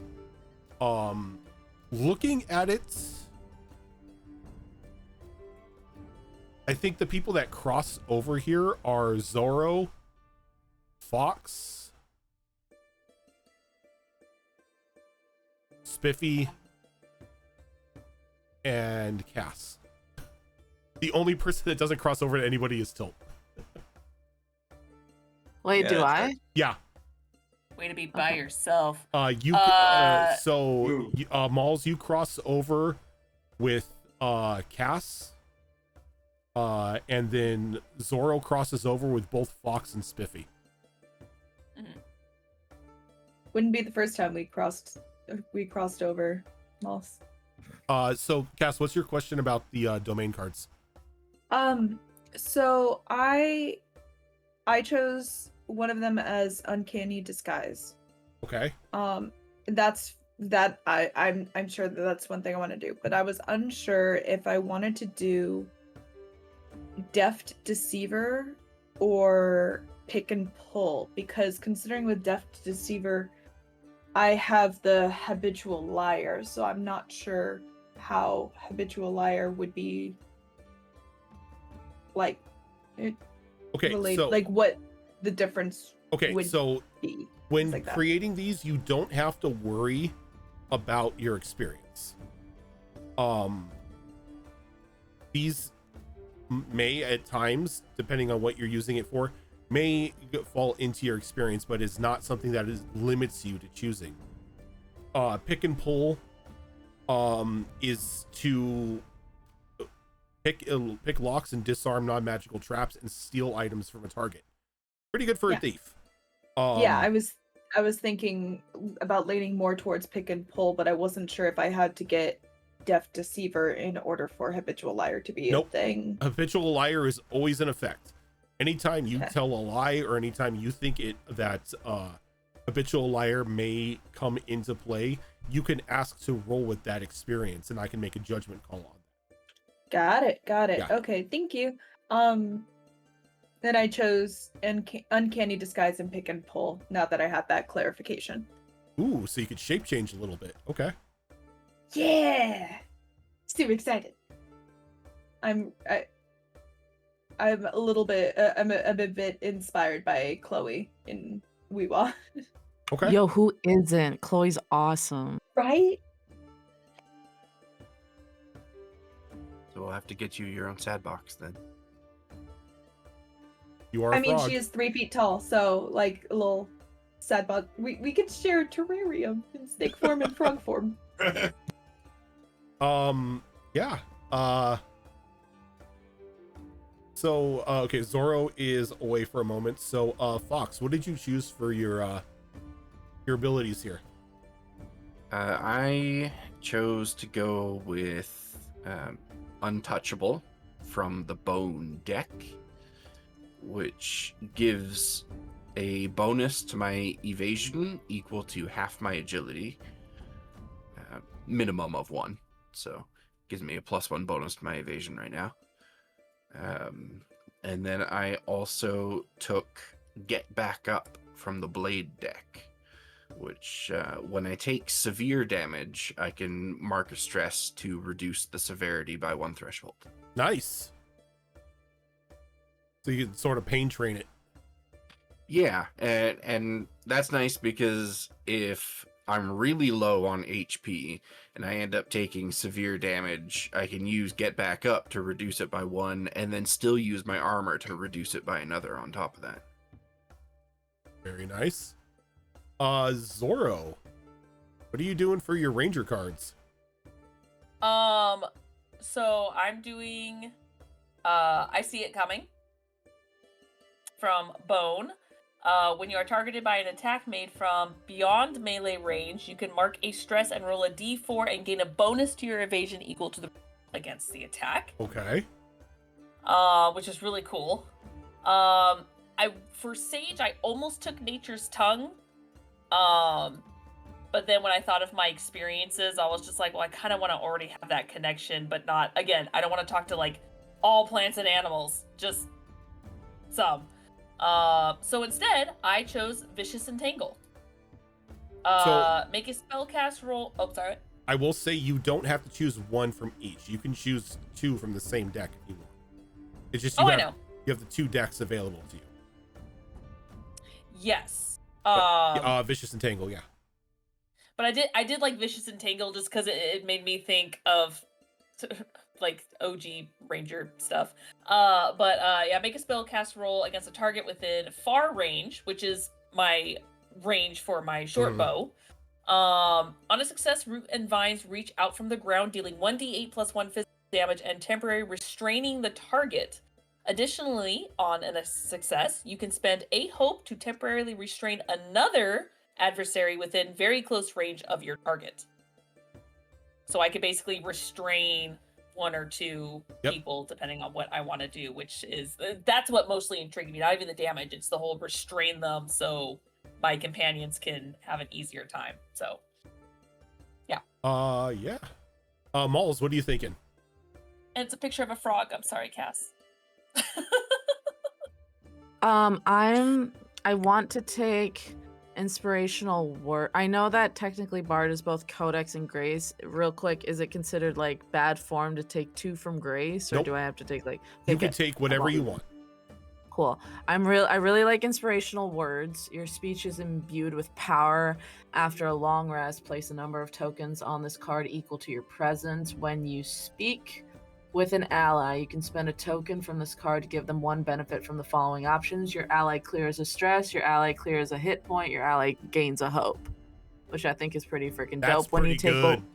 Yeah, bravo. And then when you take a long rest, you clear all your unspent tokens. So I'm definitely taking that one. And then I was really torn, and I know that Cass already kind of talked about Deaf Deceiver, but that one is really calling to me like the Green Goblin mask, because I just know how I play as a player. I really like to just lie.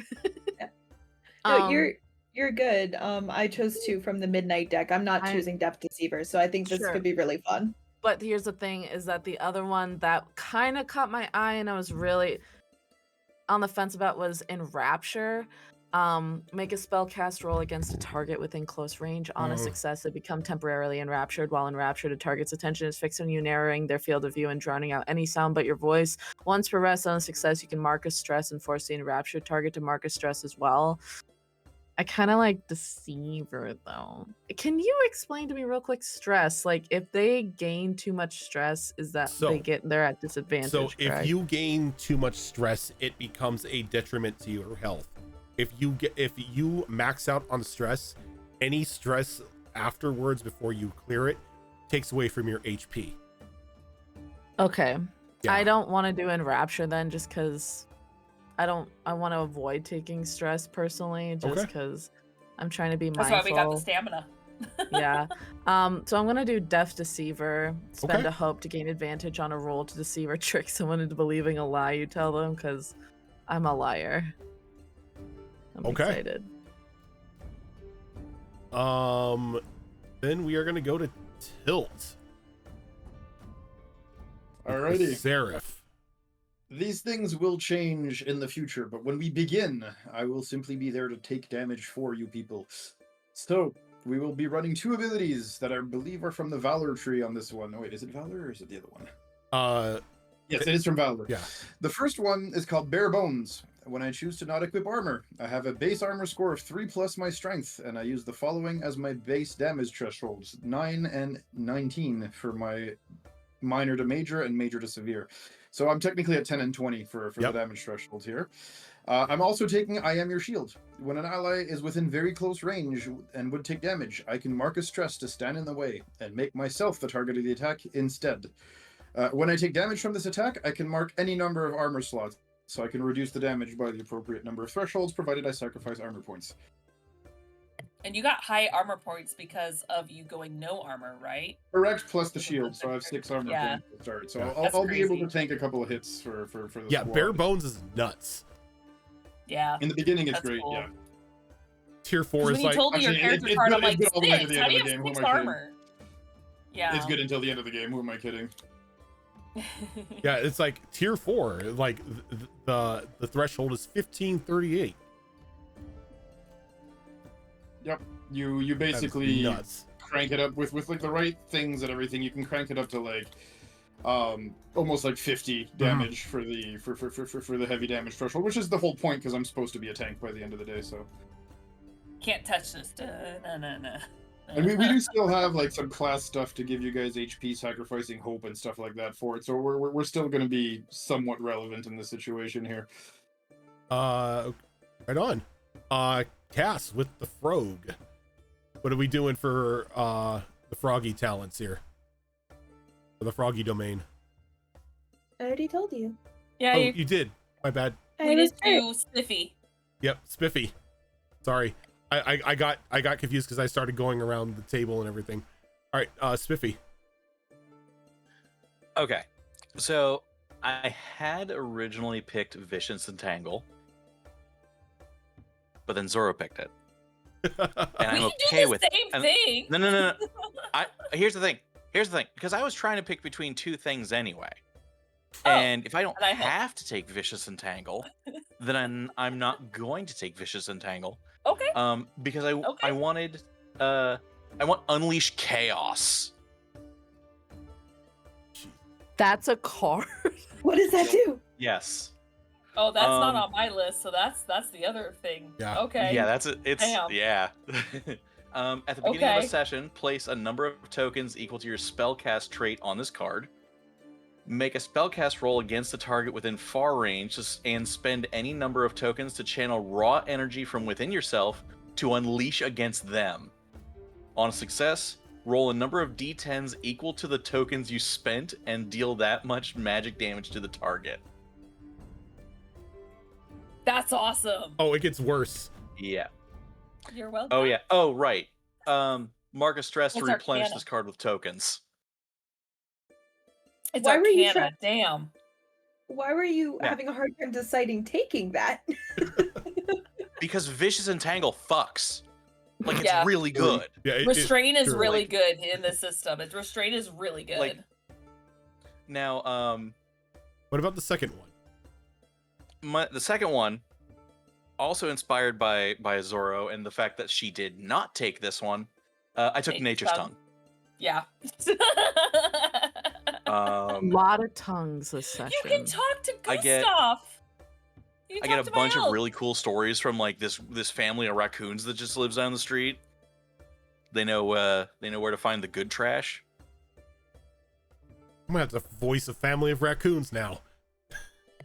Yeah, you You're are. gonna have to voice Oh, darn. the raccoon. Oh no. Not the Oh. raccoon. Not the raccoon. The raccoon. I feel like that This raccoon? raccoon has been able to speak common this whole time. He just chooses doesn't. not to. Yeah. Guaranteed. So for He Nature's clearly Tongue, understands us. Nature's Tongue, you would speak the language of the natural world. When you want to speak to plants and animals around you, make an instinct roll of a difficulty of 12. On a success, they'll give you the information that they know. On a roll with fear, their knowledge might be limited or come at a cost. Additionally, before you make a spellcast roll, while within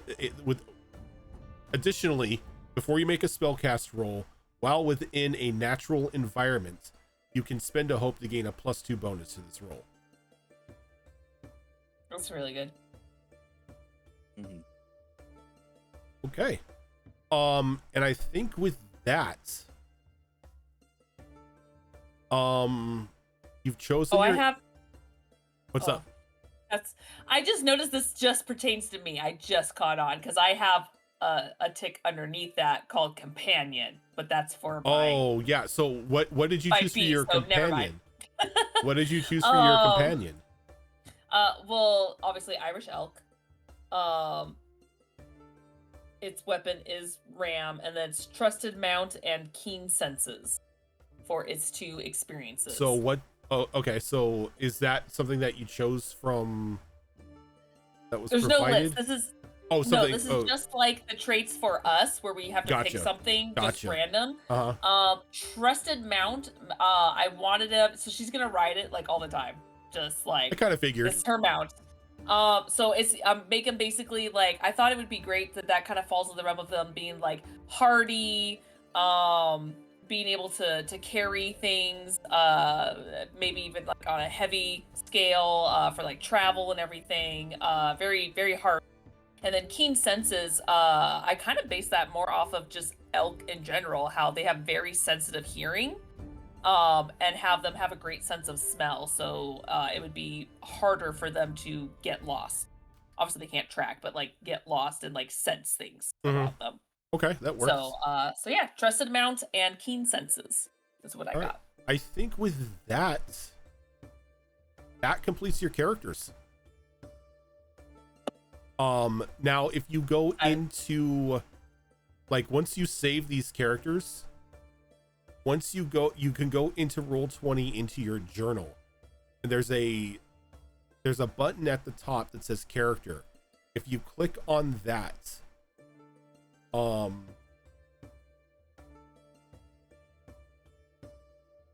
you should see demiplane character come in. Oh no, you want to click on the drop down and link demiplane character. Yes. Nice and easy to understand. And that will allow you to choose the character sheet from your demiplane thing. Oh, thank you for deleting my other character sheet, by the way. Yeah. I accidentally did that. I did that too. Can you delete mine as well? Oh, I can't. Wow,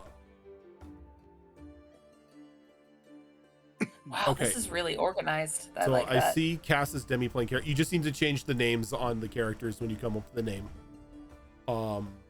It's still loading on my side, but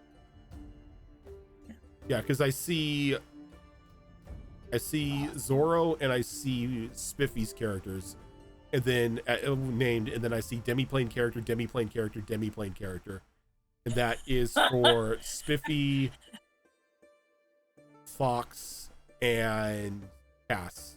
Mine's still loading. Hit the refresh button if it like pauses up on you. Like, I will do that too.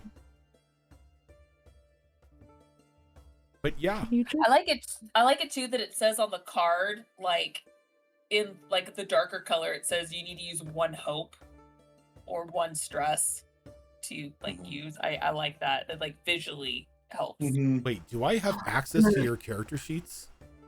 I do. You should be. Yeah. You should be able to. Because we're part of the group.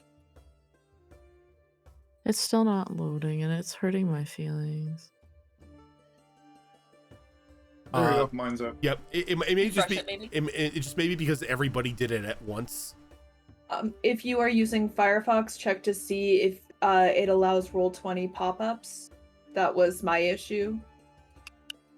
Firefox. Chrome crashes my computer. Oh, that's unfortunate. Yeah. Sneezing crashes your computer. Well, we dusted it out, so hopefully it won't be an issue for a while. All right. So now that we have characters created, does anyone have any questions in regards to the game rule, the game world, anything like that? Yes. Yes. I know I asked you, but I asked you a lot of questions, so I don't fault you for kind of forgetting, glazing over it. Yeah. Not that we would know out of character this information, but who is the Duke, the current reigning Duke of Mulorsik? Is a good question. There is no Duke of Mulorsik. Oh. Bum, bum, bum, bum. So So who rules? Like, is there like a governor, a mayor? Like, who would be the highest authority from Mulorsik? There is somebody that holds the position of warden, who is the highest ranking member of the Redeemers. Because of Redeemers. Okay. Because of the unfortunate history of Mulorsik with the last Duke, they've elected to not necessarily be ruled by somebody of a quote unquote royal heritage. Now it's somebody who is in the position of warden, somebody who is elected by the people, kind of like a town sheriff. And that is somebody by the name of Marshall Riggs. He is at the moment the current acting warden of Mulorsik and the leader of the Redeemers. There's Marshall Murtaugh. I'm sorry, can you say his name one more time? Marshall Riggs. And what, I assume being someone in that position, what race is he? He is a giant. Oh shit! How many eyes? That was the most intriguing thing about the giants they could have. Oh, nice. Oh, he's got 3 eyes. Nice. I thought that was so cool for the feature of giants. They could have 1 to 3 eyes. I was like, is it? Oh shit! Like 2 here, 1 here? Yep, it's the basic Triclops setup. Sorry, cool. what was his name? Marshall Riggs. Nice.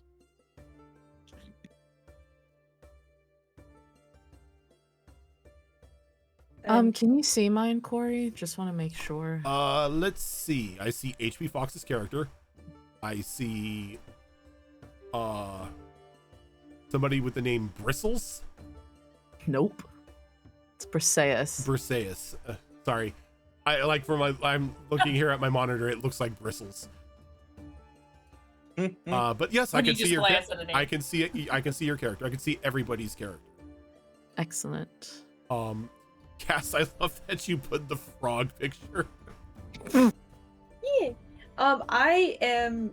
The name is still to be determined, but I am tempted to name her Forgana, like Forg. Forgana. Forgana. But I don't know. What was the frog's name in Thumbelina? You know, the frogs are a proud race. You're doing them a disservice. So I will tell you. They're... I will tell you that there are groups of influence inside the city. If I can find my notes on them. Okay, so we have the Redeemers, which is, something you are all familiar with. You have the Shadows, who are a group of monster hunters that are from the Undershore. You have the Trash Mammals, which is your local thieves guild. And then you have something that is called Sundown, which is a group of individuals who are basically against the rule of the god Soul.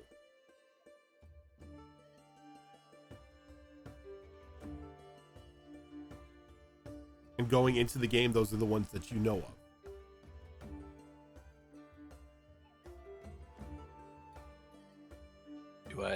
Do I need to make another spreadsheet For what? for factions? I mean, if you want to make a spreadsheet. I mean, I'll do it. Like you just fucking say the word. Do we need to pick one of those to belong to? No, you don't need to. Those are just like the individual factions that you know of at the start of the game. Do you mind dropping that in our group chat? Yeah. Just so I can remember I'll drop it and I'll give like a brief summary of them. Thank you. To give you guys a little more information, the City Guard and the Redeemers are two different entities. City Guards are just basic, basic patrolmen. They man the streets, they man the gates and everything like that. Redeemers are a little more special insertions. They're technically like detectives.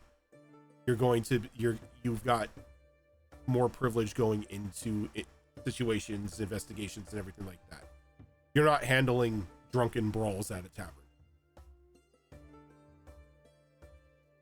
So, quick question. For the requirements of getting into the Redeemers and everything to spend your 1 year, when you say coming of age, is it just flat 17 years old, or is it just coming of age of that race? It is when your heritage like would be consider adulthood. Not everybody not everybody matures at the same rate. Not everybody reaches adulthood at the same age. So it doesn't say what race is an adult at what. So is that something more that we need to discuss with you, or is it kind of like our own, like, yeah, this feels like adulthood for this person? It just all matters to you as to what you feel like ancestry or heritage wise, what you feel would signify adulthood based on like what the age range is given in the book. Okay. Now, like in Spiffy's case, that could be whenever. Like Planks necessarily don't mature like everyone else, so at some point in time, he was just like, "Yep, I guess it's my time to go to the Redeemers, or my time to do my 1 year service." Because I feel like adulting this year. All right. Yep. Yeah, basically. I've been putting it off for too long. Katari lived for like 150 years. Mm-hmm. That's too old.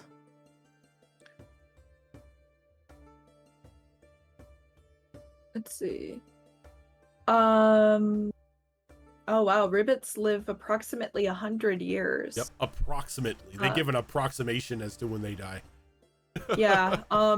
No matter their appearance, all ribbits are born from eggs laid in water, hatch into tadpoles, and after 6 to 7 years grow into amphibians that can move around on land. So I think that'll just go with regular general human stuff of like 17, 18. Okay. I feel like that would be that makes sense. I think for me, I might make her a tad younger than a normal, like, oh, she's 17. Think maybe more like, I don't know, 14, 15 maybe. I'm leaning more heavily into the fungal side of her heritage. Also probably the main reason why I chose that one as the primary for her abilities. So with that being said, they live 300 years. So I feel like they would mature much faster because their description alone shows that they develop and grow and mutate over repeatedly.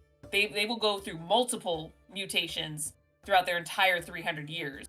So I feel like you would start off young, kind of going through that. So I feel like her adulthood would be a bit younger than the norm. Yeah, it's less. So even though she's 14, she's not a 14-year-old girl. She's actually adult or turning into an adult. She's a 14-year-old mushroom. Yeah.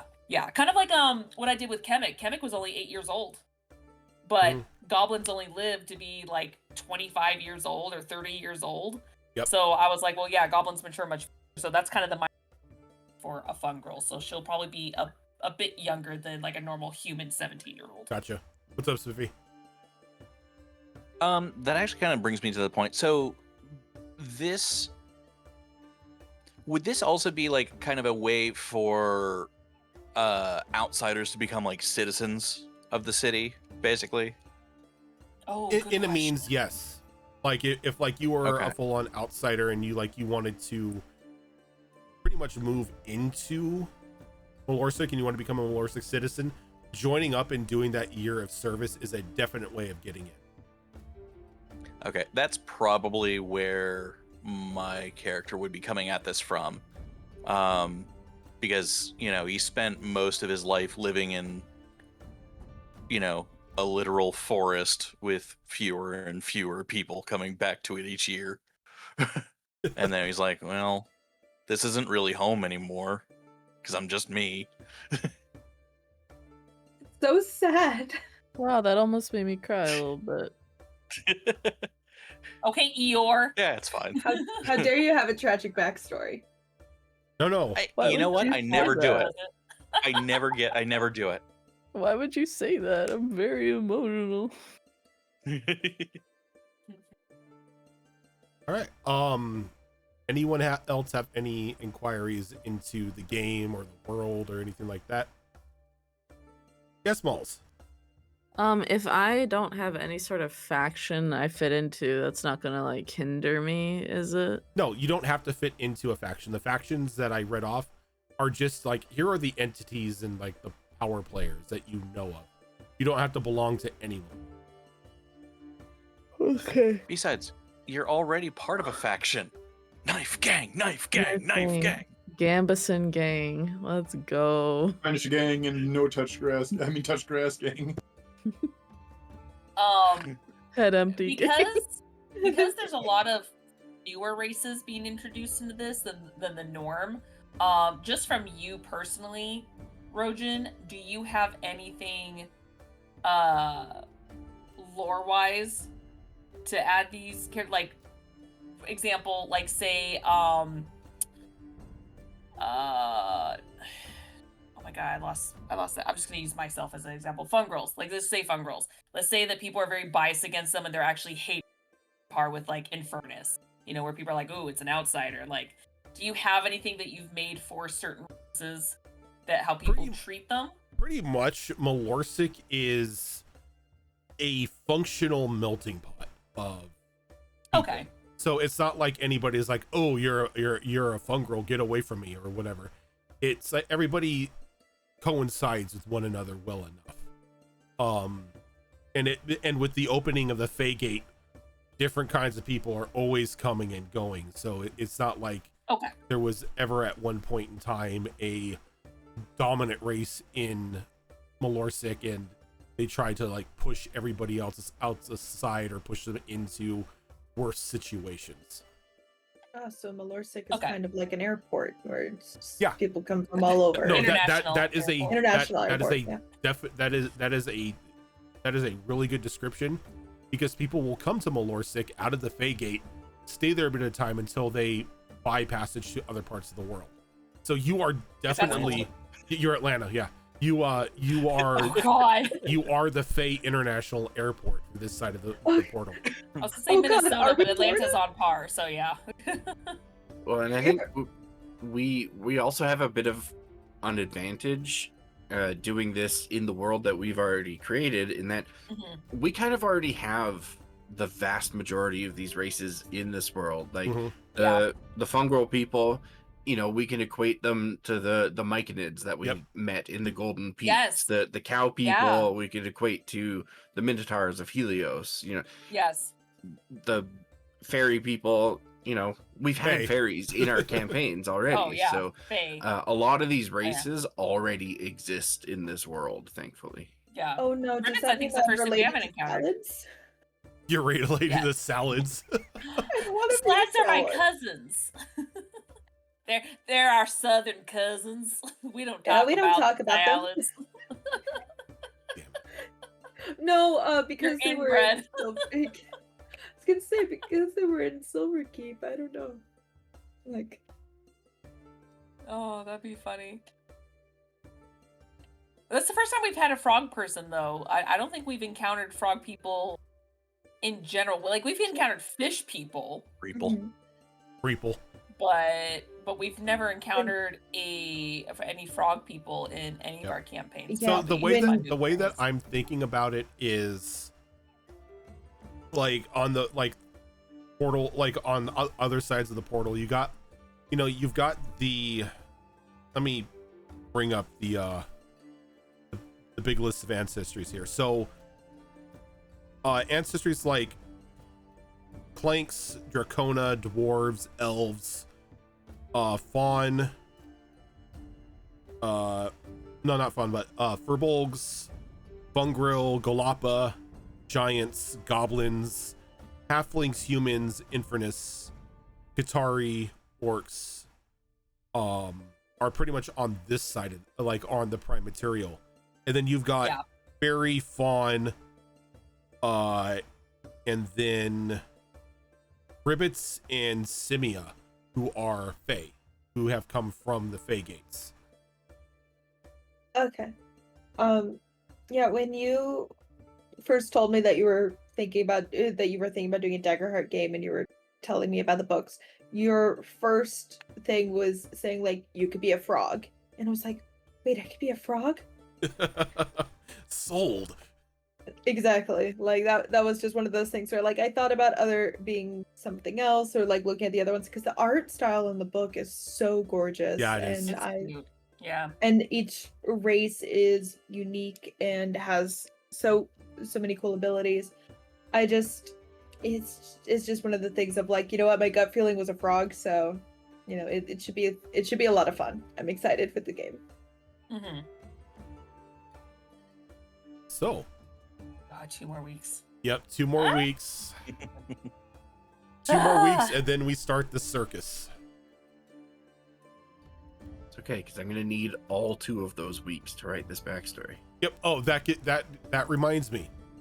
Now that we have characters made, now that you've created your characters and everything, I need your backstories. If you want, Oh, we're gonna have fun. if you want to have locations in the city, like maybe your parents own a shop, or maybe you're friends with the local weapon shop guy or the blacksmith, give me their names. And if you have a shop name in mind, give me the shop name. My parents are dead. My parents are dead. Could we own like could I have a family member that owns like a joke shop? Yeah, we could put a Oh, joke shop. Bimmies. We could put a joke shop into there. I am not designing any of. Well, I'm designing some of my own shops, but I'm not the only one putting anything into the city. I have important landmarks on here that are for sure in the city. But like, if you have your favorite tavern to go to, or you know there is a specific, you know, I don't know, maybe you go to a specific brothel on Wednesday nights. That is all up to you. Hey, how do you know about the Wednesday brothel? We don't talk about Okay, Gaius. Build it your damn self, says Rojan. Right.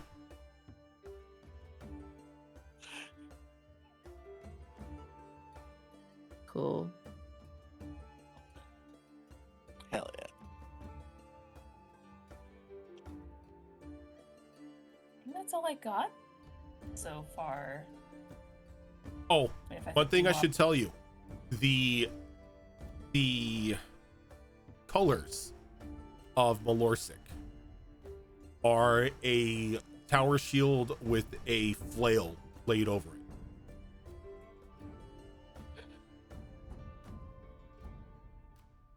Tower flail. Got it.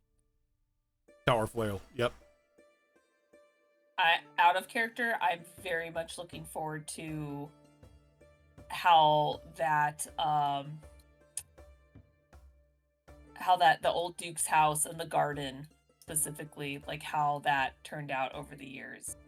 Just because we're going back when we talked about it earlier in the week, going back and looking at the Destiny Forge episodes on YouTube, it's like, oh god, stuff. It's just like and the epilogues, what we did to like help with it. So we were just like, don't fucking touch this.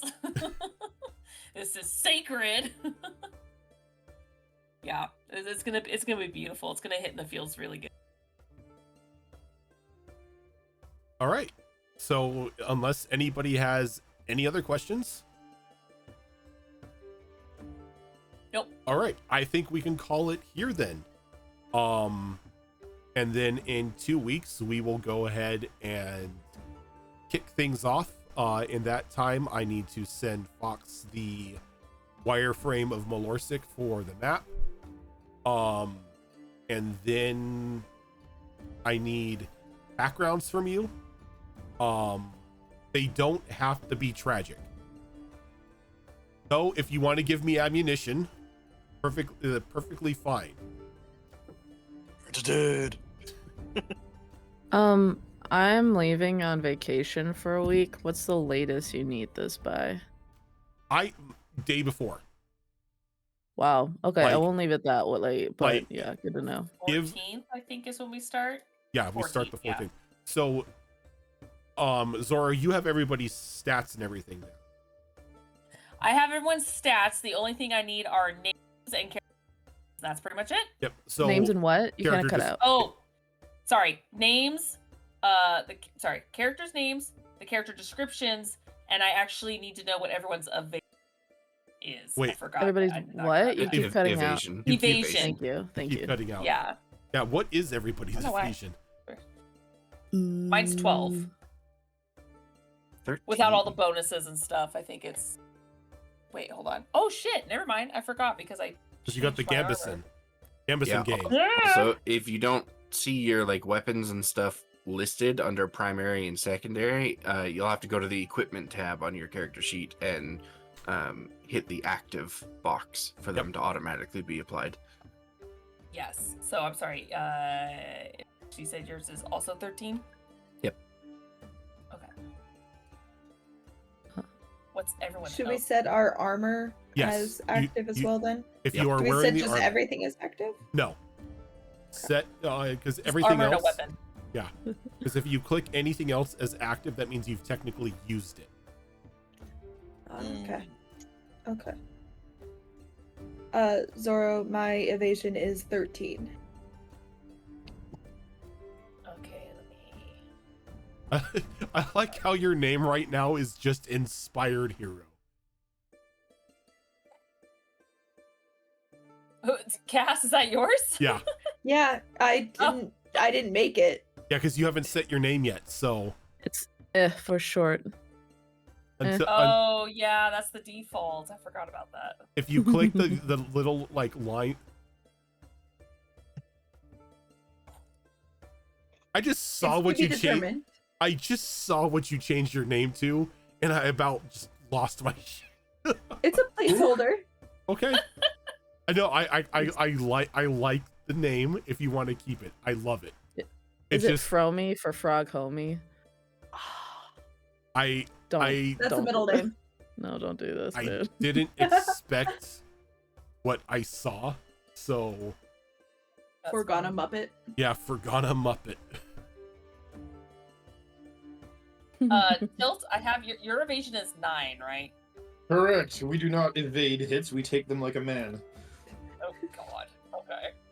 So what Hey, a woman could take a hit. so what I'm I mean, yes, correct. so what I'm the- hearing is I didn't Tilt's mean it character's that way. gonna You know die. what I'm talking about. Tilt's character's gonna Huh? die. That's what I'm hearing. He meant he doesn't dodge, he stands there. Correct. Spiffy, He's what's made yours? it easy. He's made it easy on himself. He just plays the same character every week. Look, Um, I'm not. I my- am my- a man of culture. Thank you very much. Of You're a a man singular of repetitive nanomachines. culture.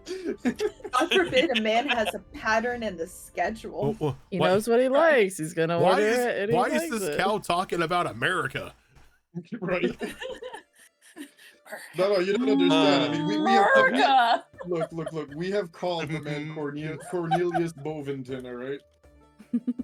America, this Oh, place man. sounds like a If hellscape it for ain't corned bastard beef, people. it ain't good. You know what it is. Accept no substitute. God. All right. Back on topic. Anthony, what's yours? I have an evasion. I have an evasion of 10. Oh.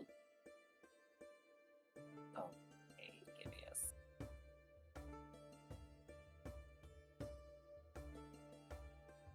Okay. Perfect. 13. You're. I think I got you. 13 on yours, Cass, right? Evasion. Okay. Tilt already have. Malls, what is your evasion? 11. I'm not the night like a rogue. I'm more like the early afternoon. You are the dusk. Dusk. I am there the you go. dusk. Fox, yours is. You said yours was 13. Yep. And mine's 13. Okay, I think I got everyone. Cool. So yeah. Okay. So now I just need character names, character descriptions, and we're good to go. And get Can those. we maybe get you like a Google Doc with like a bunch of inspo pics and description as well? Oh yeah. No, that's I'm gonna be a That's bit more actually- organized. That's actually what Gillitam does for me when I make her characters. So as long as you give descriptions, not just references, but I swear to God, if you say I want green hair, you don't give me what the hair looks like. No, just green hair. Do with that what Just you green want. hair, cool. You have a bob now. You have a bob. That's what you get. Don't like the bob? It's a fro now. So yeah.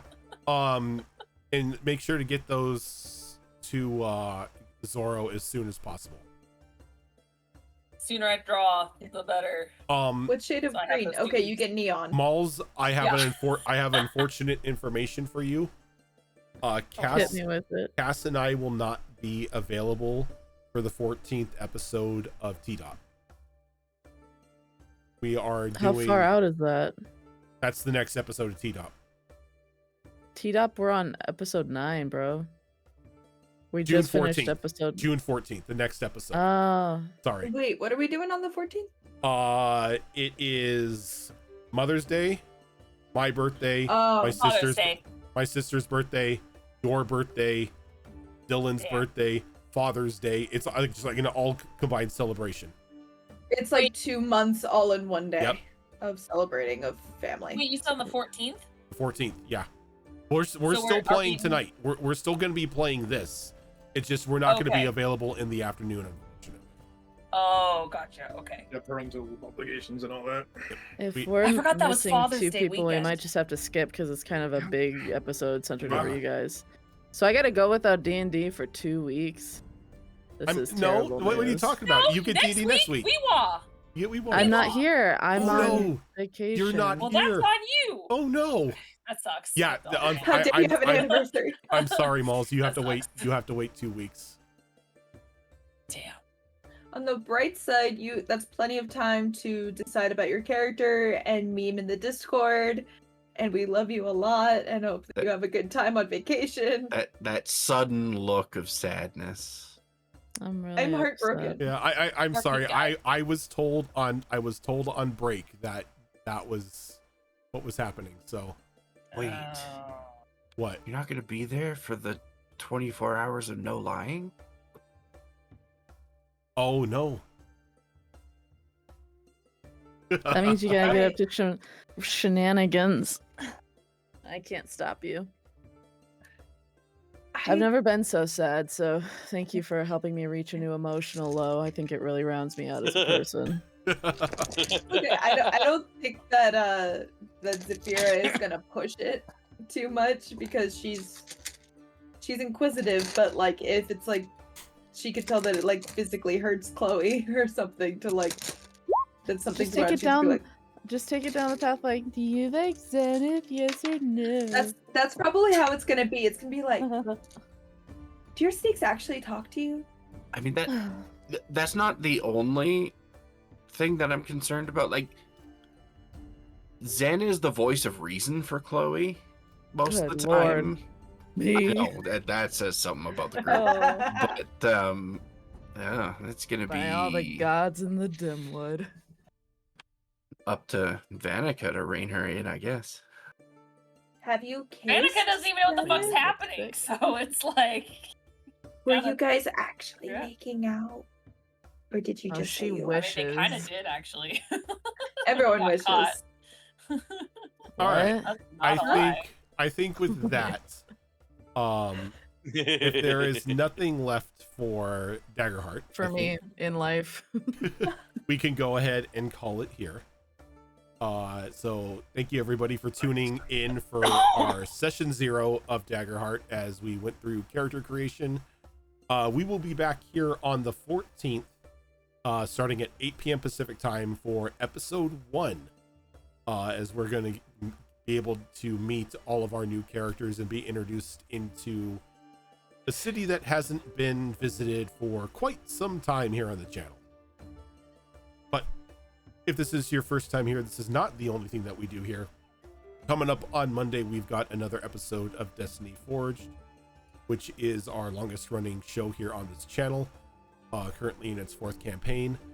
Every other Tuesday, we've got Star Wars Tales of the Outer Rim, which is a Star Wars game that is run by Tiltbot.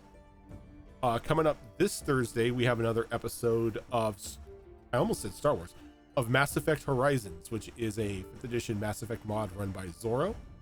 On alternating Thursdays, we have Tricorn Isles, which is another 5th edition game that I run. Coming up next Saturday is going to be another episode of Withered Wastes, which is another 5th edition game that I run. Followed by later on at 8 p.m. Pacific time is Vigilance 6, which is our completely homebrew superhero game. On the alternating Saturdays, kicking us off in the afternoon, starting at noon, is the Downfall of Propriety, which is a Bridgerton-inspired D&D game that is run by Malls. And then next time we're around for on the 14th, it will be episode 1 here, starting at 8 p.m. of the City of Redemption, which, if you're watching, is our first ever Daggerheart game. So, for now, we are going to go ahead on off and everything. Thank you so much, everybody, for tuning in, and we will catch you later.